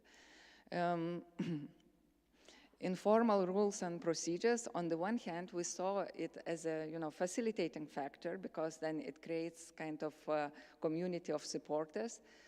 But on the other hand, it might be that it will rely only on one or two persons, and if the persons like leave or change or will not have a possibility to engage, then everything will basically nothing will happen, no change will happen. In terms of training, so here, yeah, there were like discussions about like mandatory or voluntary training, but the biggest maybe the obstacle was low training attendance. And here, why these discussions about mandatory or voluntary engagement in the trainings should be, because if well, community does not see the possibility to participate or do not want to participate, so there should be some maybe measures at the beginning, like because if you want to teach, if you want to continue your academic work in the university, you should go through diversity and well, equality trainings, and that would be like a must. I mean that, and I know that in some universities it is a practice.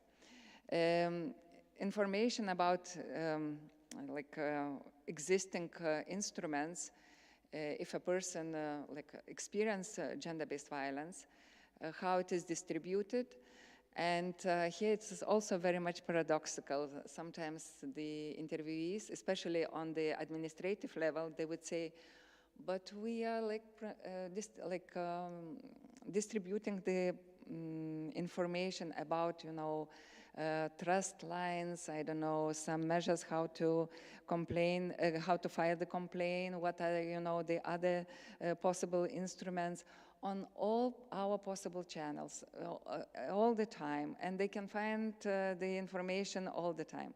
When I asked about students about, do they find easily information, they are saying, yeah, we know that it is somewhere, but where? If I would have to find, I should dig to the internet or whatever to find it. So, and it shows that, like the information distribution, it's never like enough. I mean that if you have it, just distribute, and it will not make things much more complicated. Transparent and monitoring mechanisms and evaluation procedures is needed also, that it should be clear if, if something happened, it should be response. if we responded, we have to look, to do monitoring. Was this response adequate, or where are the, problems maybe of our response, or maybe also good practice that we can also discuss in the community. So these are very much, missing in the implementation process. So two more slides if I still have time. Well, we still deal with the universities and the communities that when any incident of gender-based violence happens, well, there is this culture of silence. And this comes from both from victims, because they still do not trust universities, they still do not feel that the case will be solved and the justice will be achieved, and that university will take the case seriously. And on the other hand, also administration and top management also is very, there are kind of, mistrusting victims, maybe, well, still there is professor who, or, other top manager, well, they have authority, they have something that brings money, and, maybe it was misunderstanding, or maybe student is not very good, and somehow they will try to find the revenge. There are a lot of this, well, conversations in between. So, of course, maybe there are some manipulative students, well, but this is not the rule, it's more exception. And we have still to think about hierarchies, about structures, and who has the power to do, and question the power dynamics. Failure to apply intersectionality, basically this is one of the findings that we found in our case studies, that well, the people, students or PhD students, postdocs, early career researchers with diverse backgrounds, ethnic minority, racial backgrounds, disabilities, they experience violence much more often than white students, and or local students, native students, and this sensitivity is still not engaged.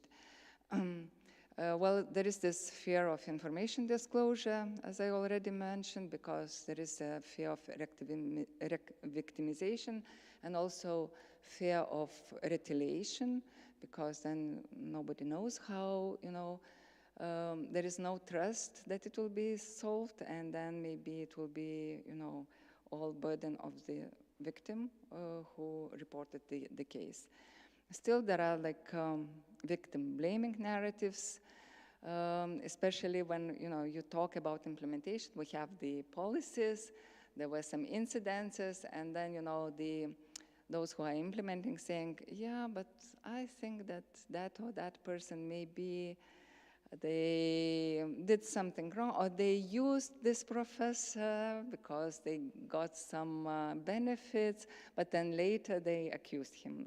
There were such a kind of narratives, and this is not only coming from my research, my own research in this project, but also from the researchers who did the same case study. Then resistances, basically resistance is one of the hindering factors that, and it comes from all groups, that from students, administration, professors, resistances to the measures that already exist, and implementation of that measures. So basically, especially this resistance increases when the issues become politicized, when it comes, that the rector would come and speak that we need gender equality plans, we need measures to be implemented, we need measures for the prevention of gender-based violence, and then faculty, for example, deans of the faculty, then we have to report every year what did we do. Why should we do this? So there is kind of this resistance. And also this passive and active resistance. Sometimes passive resistance when you are not going to the trainings, you are not, following what it is done, so, like not engaging. And this passive and active resistance when very clear anti-gender attitudes are already spread. And it is also quite often even in the university academic environment, because I think that, you can find a lot of, examples. So what are the key messages? So, I will not read everything, but just, what it is important to bring, that, the context, outside context is important for the, what policies are implemented in academic environment. If, policies are engaging in the gender equality or gender-based violence prevention, then, universities are moving fast. When it is not, then it is very passive engagement. Institutional support and political willingness. So if there is political willingness of the top management, then, much easier to promote measures to stop gender-based violence. When it is not such an engagement, it's much more difficult. 7 Ps, I mean that all those Ps should be included. Our research shows that partnership is very important, but also data collection. It's also prevention measures, protection, prosecution, that, it would be response to the, to the perpetrator, that, you should be accountable, whatever you will do. And if even that the incidence is minor, what does it mean, minor? But any minor incident escalates. So here we come to the obstacles that, power relations should be challenged. And, this power dynamics, it exists. We cannot, change it.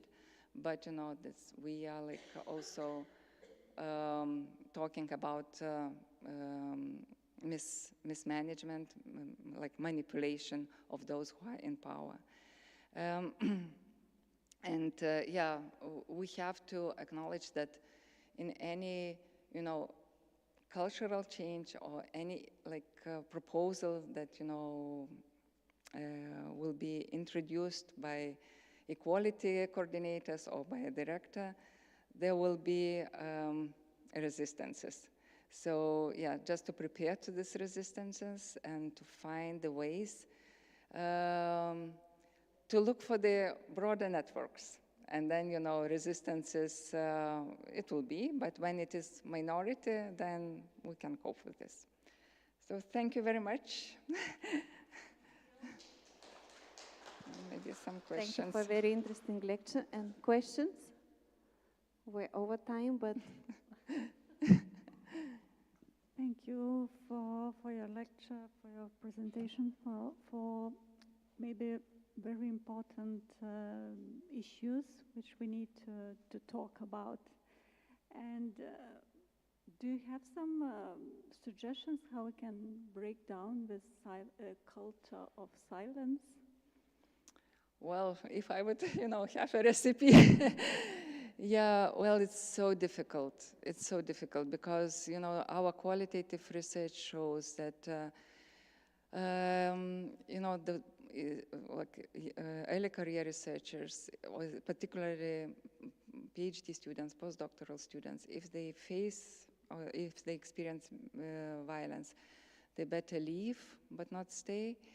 But how to challenge this culture of silence? I think that one person most probably cannot do anything. So you have to find the networks. And for example, it was a good example in one university that, student union was so active. They were open to discuss these questions. And when somebody would come and talk, from the students to the student union, then student union would go to the top management and speak on behalf of the student, not the student themselves. And that was also kind of, good step to go forward, to discuss in the top management. And that was, one case when,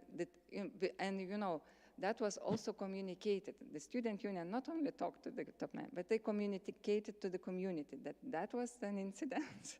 And we talked to the management and we wait for the answer. Yeah. And then, it should be, you cannot ignore because it's already covering. So that was one of the examples that came from the research. But, it's one example. But I think that, this making networks and breaking this old guys networks, as we are saying, because that works very well. But, the study shows that, especially women, young researchers, when they enter, their academic career, they do not have these networks that, the top guys have. So, we have to make these networks and make also, I think that more diverse management should be, because if there is one woman, in the, Senate, or, one woman in the, some boards or whatever, you cannot do anything. It should be more, at least 30, 40%.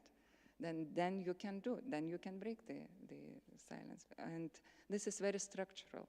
So on the personal networks, on the structural also advocacy for, diverse management. I have very related questions, quick one, technical one, because you did this research in Lithuanian academia, universities. Do we have also, have you identified some training courses for the lecturers, for the teachers, before they start to teach? Because, fire safety courses we all have, but these special ones? Well, because I didn't find this one, but it was a little bit different one, as in this case study that we did. I don't know how it is, it's this anonymity issue, so I cannot say in which universities. But in one university that we did this case study, they have the policies for gender-based violence prevention and also training courses for the whole academic staff. On prevention of gender-based violence. So they have, that they were also a little bit critical because the attendance was very low and, the passivity exists. But still, at least they have, and they want to continue. And they told that we are engaging those who are interested in this, but we want to engage also those who are not interested in this, and this is, another step forward. No, I just wanted to thank very much for this very important research. And I'm really, one of my lines of research is resistance in academia or in universities especially. Did you identify different strategies for resistance for different levels of hierarchy? And also, is it different by gender? Because I wonder, if there are female-only committees that are very hierarchical and have Queen Bee syndrome, if they would be very helpful actually in this regard. So I was wondering to what extent, at which levels, and is it also male because of the male ones, or it doesn't matter? No, it's basically on all levels it is resistance. That on the top levels and also on the woman level, because even, there were cases that, the resistance to acknowledge the incident, and it comes from both. Either male or female. Those who are in power, when they have the power, it's different level of understanding the cases. But there were also cases that women were very supportive. That at least those who are in power, they saw the problem and they supported the student. And for example, when student was saying that, I received the support from the senior professor, a woman professor, and she told that she will, replace the supervisor. That was, a huge support for the student, because then she could continue the study. But there were also, those like Queen Bee, there were such a cases, and that was, the like students were very disappointed, especially female students, that, you expect solidarity or, understanding, and you get such a power, I don't know, such a power domination and such a, humiliation and everything. So, power, I think it's a problem. And, gender in power, then we have to talk, yeah. Thank you for your presentation. Do you have data on young researchers specifically, or it was not in the... Yeah, it was. It was, yes, because we tend to think that victims are young women, mostly. Yes. And so what can be done? So what you mentioned it already, but it's interesting to have that. Yeah, because especially when we did quantitative survey and qualitative survey, quantitative interviews, so we looked to the work status or this position. So especially, well, in both that activity of early career researchers or junior researchers was the highest, because they are in the lower this position, or their power is quite low, and they are in this hierarchical. So yeah, basically, I cannot say in percentage now, but they were the most active PhD students, postdoctoral students, and early career researchers. So they were the main respondents. So you can subtract the data for yes. ECRs and then to collaborate in voices. Yeah, I am in voices and work package for. Okay, we are in two, so. Yeah. So yeah, thank you, Vilana, and also let's applaud for all the speakers of this afternoon. Thank you for your participation, and see you tomorrow. Tai ten per YouTube nekvieskim.